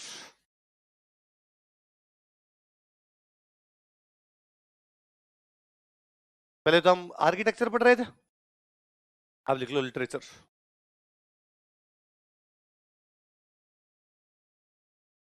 कुंभा संगीत का अच्छा जानकार था, हमने शायद उस दिन भी बात की थी कि वो वीणा बजाता था, बात की थी। तो कुंभा एक अच्छा म्यूजिशियन था, और उसके जो म्यूजिक वाले टीचर थे उनका नाम था सारंग व्यास। क्या नाम था? लिखो, कुंभा एक अच्छा संगीतज्ञ था। Kumbha was a good musician. Kumbha एक अच्छा संगीतज्ञ था। Kumbha was a good musician. Kumbha एक अच्छा संगीतज्ञ था। Kumbha was a good musician. तथा सारंग व्यास उसके संगीत गुरु थे। And Sarang Vyas was his music teacher. तथा सारंग व्यास उसके संगीत गुरु थे। And Sarang Vyas was his music teacher.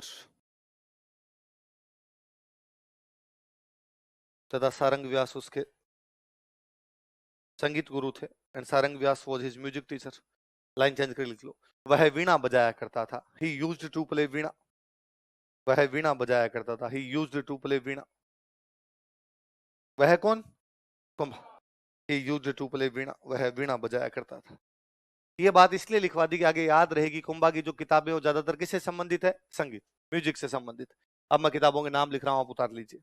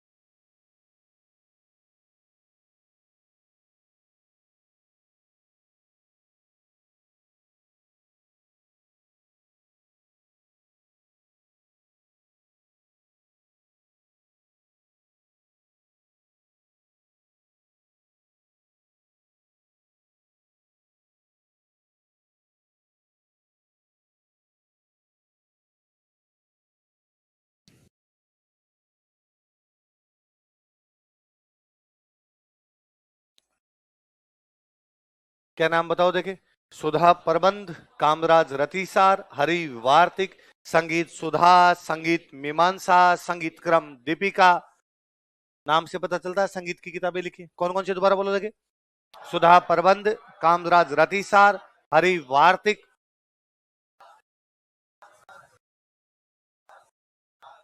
सुधा मीमांसा दीपिका, बोलो देखिए। संगीत ही तो लगाना आगे, कौन कौन सी है? सुधा, एक शाहरुख खान है, राज, है ना, संगीत राज। तो चार कौन कौन सी होगी बताओ? संगीत सुधा, संगीत मीमांसा, संगीत क्रम दीपिका, दोबारा बोलो। संगीत सुधा, एक में सुधा बाद में, एक में सुधा पहले, तो सुधा प्रबंध कौन सी है? एक बुक का नाम है कामराज रतिसार, क्या नाम है? ये 7 भागों में, 7 पार्ट्स है इसके। कितने पार्ट्स में? लिखो कोष्टक में 7 भाग कामराज रतिसार के। कौन सी बुक के 7 भाग है? कामराज रतिसार। सेकंड नंबर वाली जो बुक है वो कितने पार्ट्स में लिखी हुई है? 7 पार्ट्स में। कौन सी बुक? कामराज रतिसार। पर सबसे अच्छी जो बुक है, मतलब सबसे शानदार जो बुक है, सबसे लास्ट वाली है, क्या नाम है? इसके हैं 5 भाग। कितने भाग है? 5। तो लिख लो कोष्टक में 5 भाग। ये 5 भाग कौन कौन से मैं लिख रहा हूं, आप उतारना अभी। मेरे इधर जगह नहीं है तो मैं यहाँ नीचे जगह नहीं, मैं इधर लिख रहा हूँ, आप तो अपने वहीं लिख लो नीचे, इसी के संगीत राज के नीचे लिखना आप तो।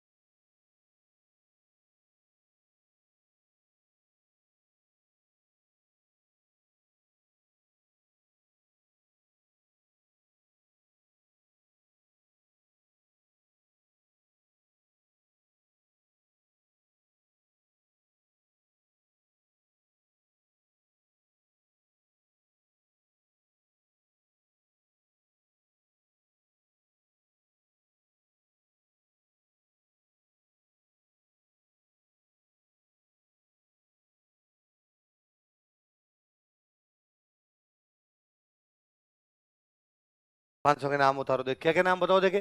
पाठ्य रत्न कोश, गीत रत्न कोश, नृत्य रत्न कोश, वाद्य रत्न कोश, रस रत्न कोश। क्या क्या नाम दोबारा बोलो देखे। पाठ्य रत्न कोश, गीत रत्न कोश, नृत्य रत्न कोश, वाद्य रत्न कोश, दोबारा बोलो एक बार। पाठ्य रत्न कोश, गीत रत्न कोश, नृत्य रत्न कोश। कुंभा ने पहले कहा पहले पढ़ो भाई रे, फिर गाओ, फिर नाचो, फिर बजा बजा के नाचो, मजा आएगा, रस मिल जाएगा। पहले क्या पढ़ना है? पढ़ना है, फिर गाना है, फिर लास्ट में क्या मिल जाएगा? तो पाठ्य, गीत, नृत्य, वाद्य। तो पहले कौन सी है? पाठ्य रत्न कोश, फिर फिर फिर लास्ट वाली। याद होगी बात है? पहले कुंभा की इधर वाली किताबों के नाम बोलो, क्या क्या है? सुधा प्रबंध, कामराज रतिसार, हरि वार्तिक, संगीत। 7 भागों में कौन सी? 5 में कौन सी? भागों के नाम बोलो।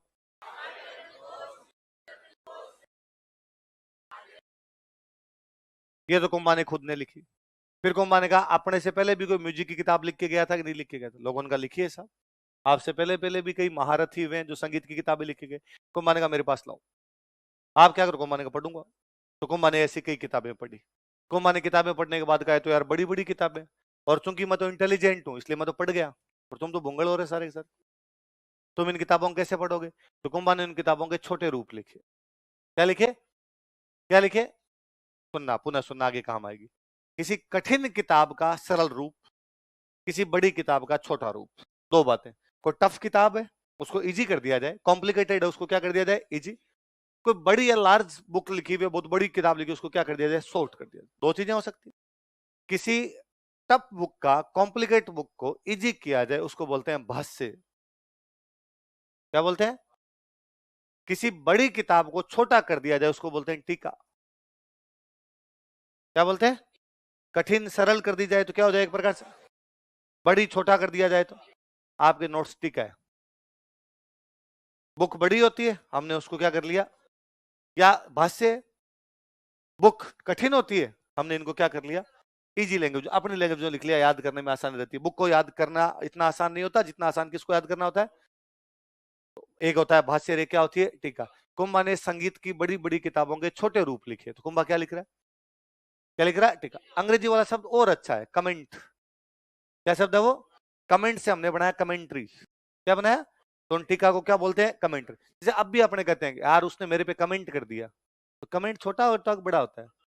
ये होता है कि किसी ने, आप ये कहोगे मेरे पे 100 लाइन का कमेंट किया उसने, कमेंट किया इसका मतलब क्या किया उसने, यार उसने उसको कमेंट मार दिया, मेरे गुस्सा नहीं आता यार, पर उसने कमेंट मार दिया मेरे पे इसलिए गुस्सा आ गया।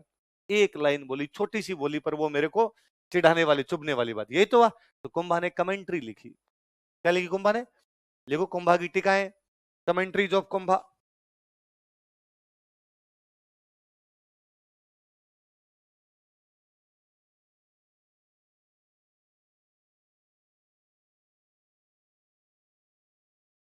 कमेंट्रीज ऑफ कुंभा, कुंभा की टीकाएं।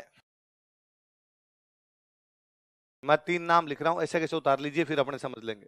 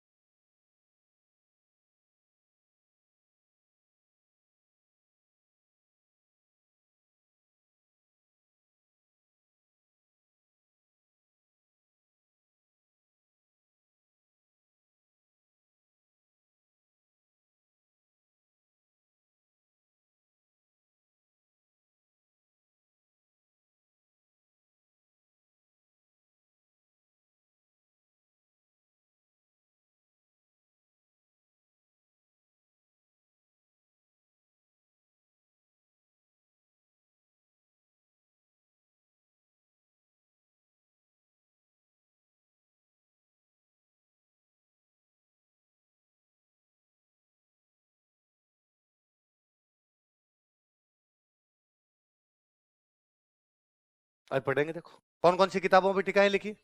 गीत गोविंद, संगीत रत्नाकर, चंडी सत। अब सुनो देखो, ओरिजिनली गीत गोविंद म्यूजिक की एक बहुत अच्छी बुक है, जो ओरिजिनली किसने लिखी, संगीत रत्नाकर नाम से पता चलता है, जो किसने लिखी। चंडी शतक किसने लिखी, बाण भट्ट की चंडी शतक, सारंगधर की संगीत रत्नाकर, जयदेव की। इन किताबों की टीकाएं किसने लिखी, नोट्स तैयार किए जी। क्या तैयार किए, नोट्स। बाकी तो उसने नोट्स का नाम नोट्स ही रख दिया कि ये भाई ये पकड़ो चंडी शतक के नोट्स, ये पकड़ो संगीत रत्नाकर के नोट्स। गीत गोविंद वाले नोट्स पे उसने एक नाम लिख दिया, रसिक प्रिया। क्या नाम लिख दिया, तो कुंभा ने गीत गोविंद पर जो टीका लिखी थी उसका नाम क्या है, लिख लो आगे। गीत गोविंद के आगे लिख लो रसिक प्रिया। अब कोई आपसे पूछे कि कुंभा ने रसिक प्रिया नामक पुस्तक कौन सी किताब की टीका लिखी थी। गीत गोविंद ओरिजिनली किसकी बुक है, ओरिजिनली जयदेव ने लिखी, पर उसका छोटा रूप किसने लिखा, कुंभा। उसका नाम क्या रख दिया, जिसमें हमीर को क्या कहा गया। जुड़ गई चीजें आपके दिमाग में, आगे बस वही बात है। ऐसे कैसे सारंगधर की कौन सी किताब है टीका, ऐसे कैसे बाण भट्ट की कौन सी किताब। तो कुंभा ने अपने से ये भी नहीं पूछेंगे, अपने से सीधा ये पूछेंगे कुंभा ने कौन कौन सी किताबों में टीका लिखी, कौन कौन सी, गीत गोविंद, संगीत रत्नाकर। ये मैं इसलिए लिखवा देता हूं, वरना अपने दिमाग में आएगा अक्सर ओरिजिनली किसकी थी। मैं कह दूं गीत गोविंद पर टीका लिखी, तो आपको सर गीत गोविंद किसने लिखी, अपने पढ़ ली। आगे काम भी आएगा, आगे इंडियन हिस्ट्री पढ़ोगे तो वापस पढ़ोगे, चीजें रिपीट हो जाएगी। अपने काम का ये, इन किताबों में टीका लिखी, और इसकी टीका का अलग से नाम है, वो नाम क्या है, क्या नाम है, कुंभा ने नाटक लिखे थे, लिखो कुंभा के नाटक, ड्रामाज ऑफ कुंभा।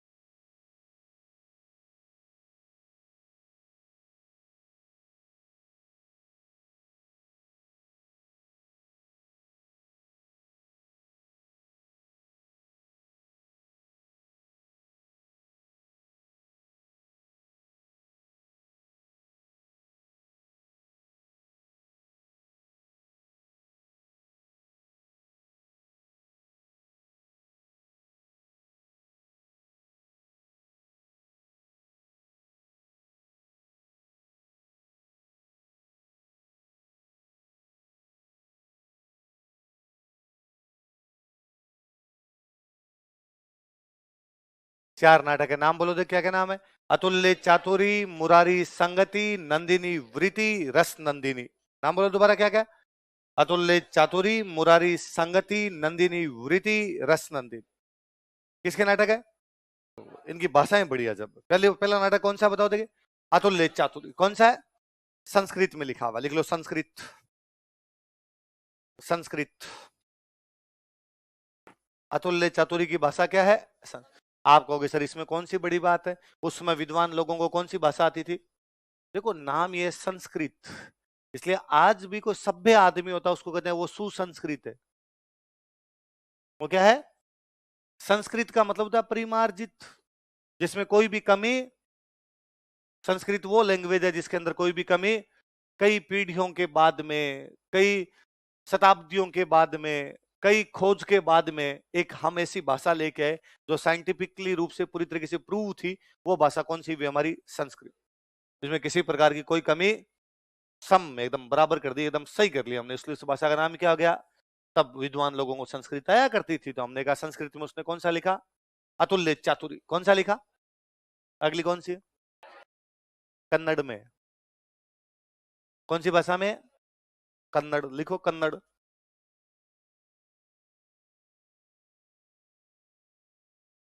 कौन सी भाषा में? कर्नाटका की जो भाषा है वो कौन सी है? कन्नड़। तो मुरारी संगति कौन सी भाषा में लिख दी? कन्नड़। अगला कौन सा है? नंदिनी वृत्ति। आता माझी सटकली।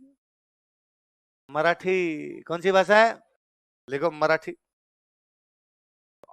लास्ट कौन सी है? नंदिनी वृत्ति। नंदिनी वृत्ति किसमें है? अतुल्य चातुरी किसमें? मुरारी संगति। और ये नंदिनी वृत्ति। और कुंभाने का भाई साहब बोले संस्कृत बुलवा लो, कन्नड़ बुलवा लो, मराठी बुलवा लो, मजा तो अपने वाली बोल किया था। रस तो तभी मिलेगा जब मैं मेरी भाषा बोलूंगा। कुंभा कहाँ का राजा था, तो उसकी भाषा कौन सी होगी? तो रस नंदिनी किस में लिखी हुई? अशान कशान। कौन कौन है मेवाड़ का? कौन कौन है आप में से? खूब सारे हो। अशान कशान ही बोलते हो या नहीं बोलते? हाँ, जैसे अपने बोलते हैं हिंदी में होता है ऐसे कैसे, है ना? इधर इधर पश्चिमी राजस्थान बोलेंगे इया किया, है ना? हाँ, तो ये कि ये मेवाड़ी बोलेंगे अशान कशान। तो अशान कशान वाली भाषा है। कुंभा खुद लिखता था वैसा, दिन में लड़ता था युद्ध, शाम को बनाता था नोट्स। इसमें क्या अचंभे की बात है कि उसको भाषाएं आती थी? क्या ये अचंभा हो सकता है?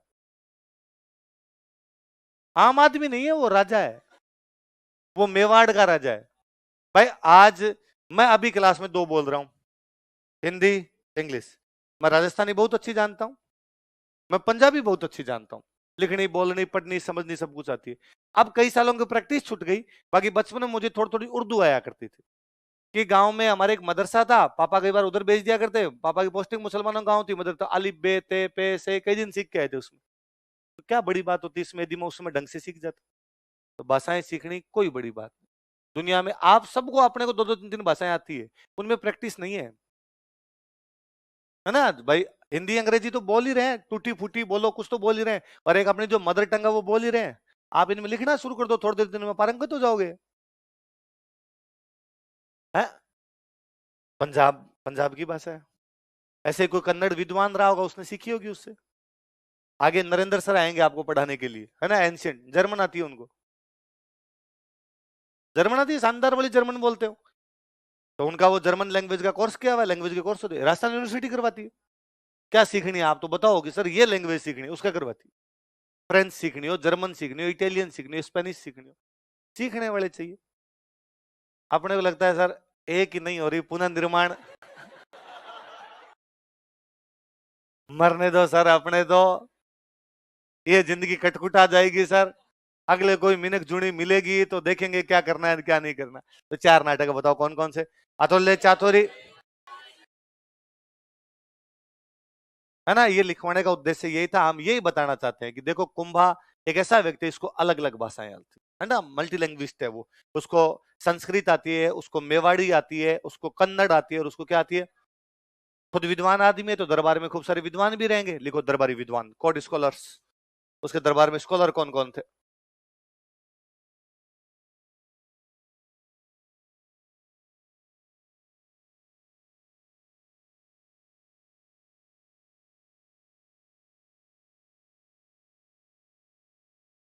आप में से है कोई जो नवोदय में पढ़ा हुआ है?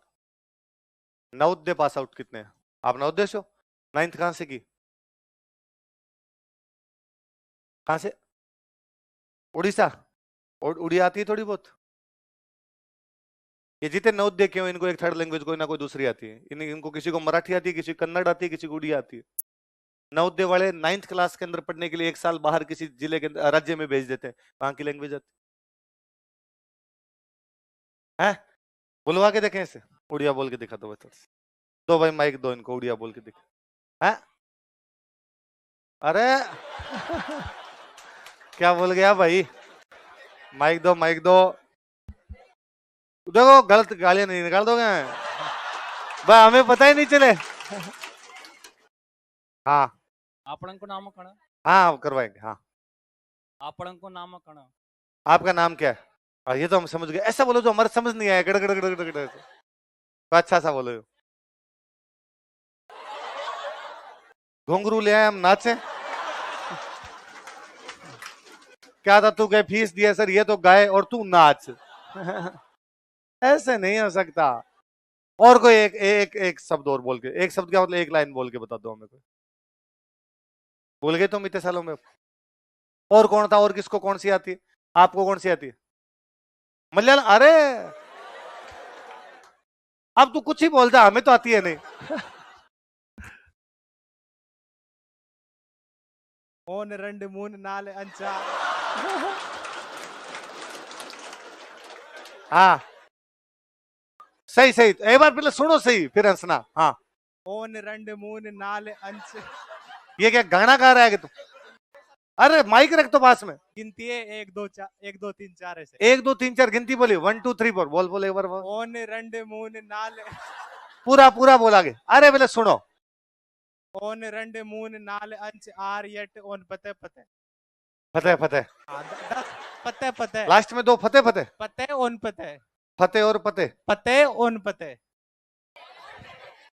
यही तो पतेह। हाँ ओन पते। ओन।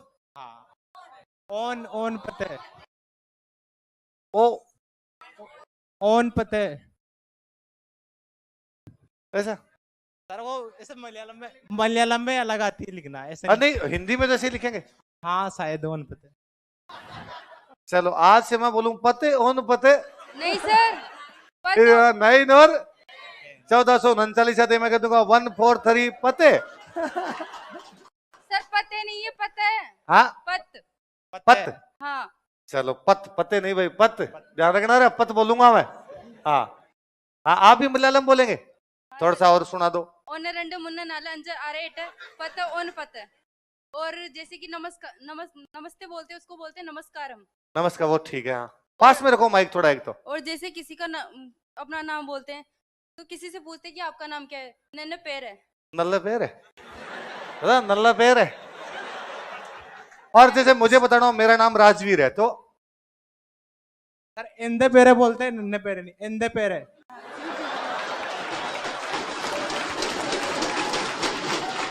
तुम कुंभा की बात करियो, क्लास में प्रतिभा कूट कूट के भरी हुई है। नल्ला पैर है, इल्ला पैर है। ये साउथ इंडियन लॉज ठेठ केरला के लिए है। ये थोड़ी देर में कोई श्रीलंका की बोल देगा। चलो और इस इधर बीच में किसी ने इसके, हाँ उधर दो। आपको कौन सी आती है?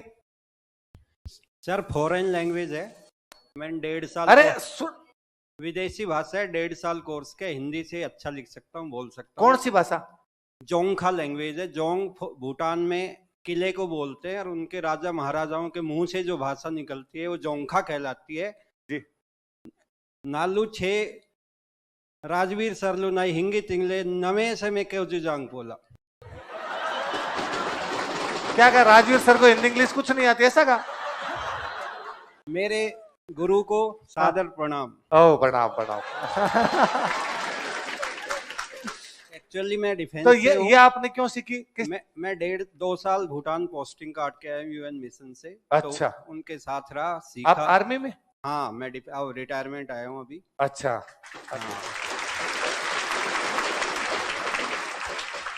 आप यूएन मिशन में पीस कीपिंग में? पीस कीपिंग में 2 साल के लिए हमें मौका मिला। अच्छा। और हमने भूटान की संस्कृति जहाँ पर 70% अनिवार्य है पेड़ वहां पर। तो वाकई में लोग खुश रहते हैं क्या? कहते हैं हैप्पीनेस इंडेक्स वहां का बहुत अच्छा है। हाँ बहुत अच्छा। वो क्या है सर, ज्यादा स्ट्रेस नहीं लेते, महिला प्रधान देश है अच्छा, और वहां सुन लो रे, घर की इसलिए अपने सब कुछ लड़कियों पे डाल दो, चिंता करने की आवश्यकता। हाँ, और सर और बताओ। वहां पर सर हाइड्रो प्रोजेक्ट्स हैं, इंडिया उनको एज ए छोटे भाई की तरह पालती है, एक नॉर्दर्न स्टेट की तरह। अच्छा। और वो हमारा ज्योग्राफिकली भी इंडिया और चाइना के बीच में, बीच तो में आता है, बेसिकली हम बफर है अपना। हाँ डिस्प्यूट नहीं चाह रहे हैं उनसे। तो वैसे भी जो उनके राजा है जिग्मे केसर नमग्याल वांगचुक, उनके राजा का नाम है जिग्मे खेसर वांगचुक नामग्याल। हाँ जिग्मे केसर नमग्याल वांगचुक जो 5th किंग हैं। उनकी कल्चर है, वो छोटा सा देश है, लगभग 7.5-8 लाख पॉपुलेशन है और सबसे जयपुर बड़ा। से कम। हाँ मैनेजमेंट इतना बढ़िया, उनके हर घर के मुखिया का नंबर्स राजा के पास है। यदि वो रूल तोड़ते हैं, उनके ट्रैफिक रूल इतने बढ़िया हैं, हम सर कल्पना भी नहीं कर सकते यहाँ पर। तो वो नहीं, ट्रैफिक रूल तो सर अपने बढ़िया है। नहीं सर, वहाँ क्या है, कोई भी अब यदि फॉलो नहीं करते सर अपने तो। फॉलो सर करते हैं। वहाँ क्या है, सिस्टम जो है हम भी फॉलो की कोशिश करते हैं। वो हर जैसे पड़ोस ने कोई गलती कर दी तो डायरेक्ट फोन लगा देते हैं किंग को, किंग उनको फोन करके आ जाता है मुखिया, हाँ भाई तू इस देश में रहना है सीधा राजा को फोन। हाँ अपने अशोक जी के नंबर को बढ़ो रहा है कि सर लालवती तोड़ दी ये बहुत सब अच्छी बात कही आपने। Thank you sir. चलिए चल, थैंक यू थैंक यू।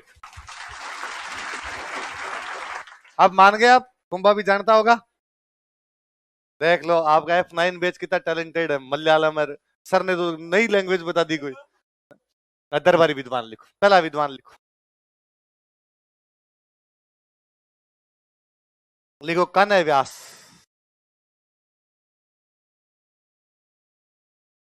कनय व्यास, क्या नाम विद्वान का? कनय।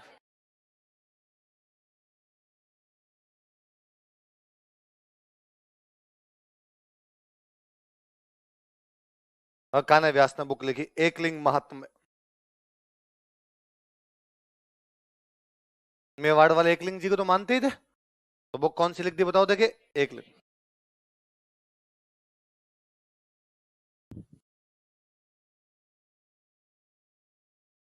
एकलिंग महात्म्य में लिखे कनय व्यास गए कुंभा के पास कि कुंभा जी मैंने बुक लिखी है, देखो देखे। कुंभा देखिए, कुंभा ने कहा बाकी सब तो ठीक है, शुरुआत वाले पन्ने इतने अच्छे नहीं लिखे, मैं दोबारा लिखूंगा। तो इसका शुरुआत वाला जो पहला भाग कर लो आप इसका, उसका नाम है राजवर्णन। क्या है? क्योंकि कुंभा ने लिखा, राजा ने वर्णन किया, इसलिए नाम ही क्या हो गया उसका? राज।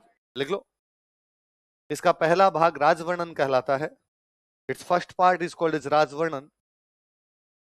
इसका पहला भाग राजवर्णन कहलाता है। Its first part is called is राजवर्णन।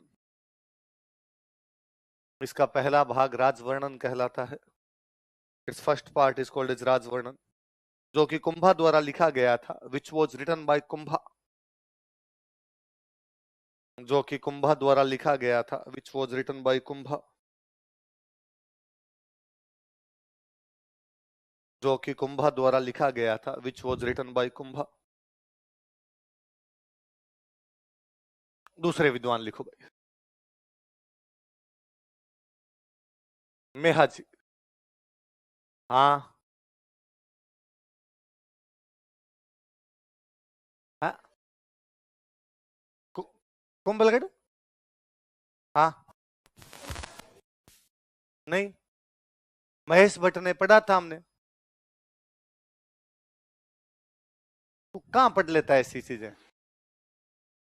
हाँ ले, तू कहां पढ़ा तूने ऐसा? कहां? पहले हिस्ट्री पढ़ी तब कहां पढ़ी? सर यूट्यूब से।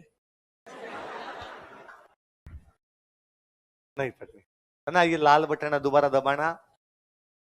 ओझा जी की बुक पढ़ी है तूने कभी? नहीं पढ़ी? बस तू ये मत कह ओझा जी बता दे। तूने कहा किसी ने बताया ओझा का नाम लेके, उसने गलत बता दिया, ठीक है? नहीं मतलब कुंभलगढ़ प्रशस्ति के लेखक कान्हा व्यास, गौरी शंकर ओझा इसके लेखक महेश भट्ट बताते हैं, जो कि गलत है। खुद ही कंफ्यूज है भाई। गौरी शंकर हीराचंद ओझा ने कुंभलगढ़ प्रशस्ति का लेखक किसको बताया? मतलब महेश भट्ट को। मैंने किसको बताया? महेश। इसमें कान्हा व्यास कहां से आ गया? लेखक सर कान्हा व्यास बता रहे। कौन कौन बता रहे? ओझा जी नहीं बता रहे, राजवीराचार्य नहीं बता रहे। तो कौन है वो जो ये बता रहा है? कहां से आते हैं वो लोग? और तो इतना लोड मत लिया कर। एज कितनी हो गई? कितनी एज हो गई? 19 साल। नहीं, अभी बच्चा है, नसें बाहर आ जाएगी अपने दिमाग के। याद किया अगर जीता, मैं बताऊं तो एक बार मेहा जी, क्योंकि तेरे चीजें गलत तरीके से जुड़ी हुई है। बुक का नाम लिखो, तीर्थमाला। आपने जिसने पहले थोड़ा बहुत भी सब्जेक्ट पढ़ रखा है ना, वो साइड में रख दिया करें उसको, सबसे अच्छा है। हाँ, सबसे अच्छी बात। हाँ, अरे नहीं, वो तो है ना कि एक कोई टीचर थे जो म्यूजिक सिखाते थे। कोई अपना जैसा बंदा गया कि सर मेरे को म्यूजिक सीखना है, तो सर ने कहा कल 1 घंटे शाम को 5 से 6 आ जाना। सर फीस कितनी है? सर ने कहा 5,000 रुपए। Done sir. एक कोई मेरे जैसा गया, पहले आप जैसा गया, कोई फिर मेरे जैसा गया, और मैंने जाकर सर मुझे म्यूजिक आता है, सारे का मैं पता नहीं। सर ठीक है, मेरा 6 राग 36 रागिनियां भी मैं जानता हूँ, दीपक भैरवी मल्हार भी मैं गा लेता हूँ, पर थोड़ा सर और सिखा दोगे? थोड़ा थोड़ा मुझे आता है, पर थोड़ा और सिखा दोगे? सर ठीक रहेगा। सर ने कहा ठीक है, तुम भी कल 5 से 6 इसके साथ आ जाना। सर फीस कितनी है? सर ने कहा 10,000 रुपए। और सर इसको कुछ नहीं आता, इसे तो 5,000 ले रहे हो, मुझे बहुत कुछ आता है, मेरे से 10,000 ले रहे हो। सर ने कहा पहले तेरे को जो आता है उसको मिटाना है, जिसको नहीं आता उसको सिखाना बेहद सरल होता है। वो चीजें फटाफट सीख जाता है। वरना चीजें जब अपने आधी अधूरी, या तो बहुत अच्छी सी पढ़ी हो, फिर तो जरूरत ही नहीं पड़े अपने, आधी अधूरी सी पढ़ी ना वो चीजें, है ना, बीच बीच में फिर क्या होता है स्टूडेंट की? क्या है, 1 से लेके 100 तक की गिनती है, उसका 27 पढ़ा हुआ है, उसका 64 पढ़ा हुआ है, उसका बीच में 71 पढ़ा हुआ है। अब वो मैं 1 से 26 तक कितनी भी अच्छी बातें बता दूं, उसका कोई ध्यान नहीं है। उसका ध्यान है तू 27 पर आ, ये सही बताता है कि नहीं बताता। इस चक्कर में वो 26 तक पर कोई ध्यान देता ही नहीं। और जैसे मैं 27 में आता हूं, वो अपना एक्सपर्ट पॉइंट लेके आता है कि सर इसके अंदर एक ही और है। अब मैं आगे 27 से 64 तक जाता हूं, तू करता रहे भले, मेरे को इससे कोई लेना देना, इसलिए शांत रहा करे। आती है चीज, बहुत अच्छी बात है ना, अपने को पहले से आता है, और भी अच्छी चीज है। अब उनमें आपको नई चीजें सीखने को मिल रही है, और ठीक है। मैं कहता हूं यदि किसी ने बापा रावल पढ़ रखा था, यदि किसी ने कुंभा पढ़ भी रखा था, आप यकीन मानिए आपने यदि 8 चीजें पढ़ रखी थी तो मैंने 9 बताई, आप उसका वेट कीजिए कि वो एक अलग क्या सीखने को मिली, पैसे उसी के दिए। सबको थोड़ा कोई ना कोई सब्जेक्ट आता है। भाई तुम कह रही हो तुम्हारे नहीं पढ़ा, तो तुमने कोई दूसरा सब्जेक्ट पढ़ा होगा, वो तुम्हें थोड़ा सा आ जाएगा, तो धैर्य बना के रखे। तो तुम अपना ज्यादा दिमाग मत लगाया कर ऐसे। तो मेहा जी की बुक का नाम क्या है? तीर्थ। देखो नाम ही क्या है इसका, तीर्थ का। तीर्थ क्या होते हैं? मंदिर वगैरह है ना। तो तीर्थों की जानकारी इसमें कितने, किसकी जानकारी है? तीर्थों 120। कितने तीर्थों की जानकारी? लिख लो कोष्टक में, 120 तीर्थों की जानकारी। इंफॉर्मेशन अबाउट 120 पिलग्रिम्स, 120 तीर्थों की जानकारी। Information about 120 pilgrims. किसकी कितनी तीर्थों की जानकारी मिलती है? किसकी बुक है? चलो बाकी कल पढ़ेगा।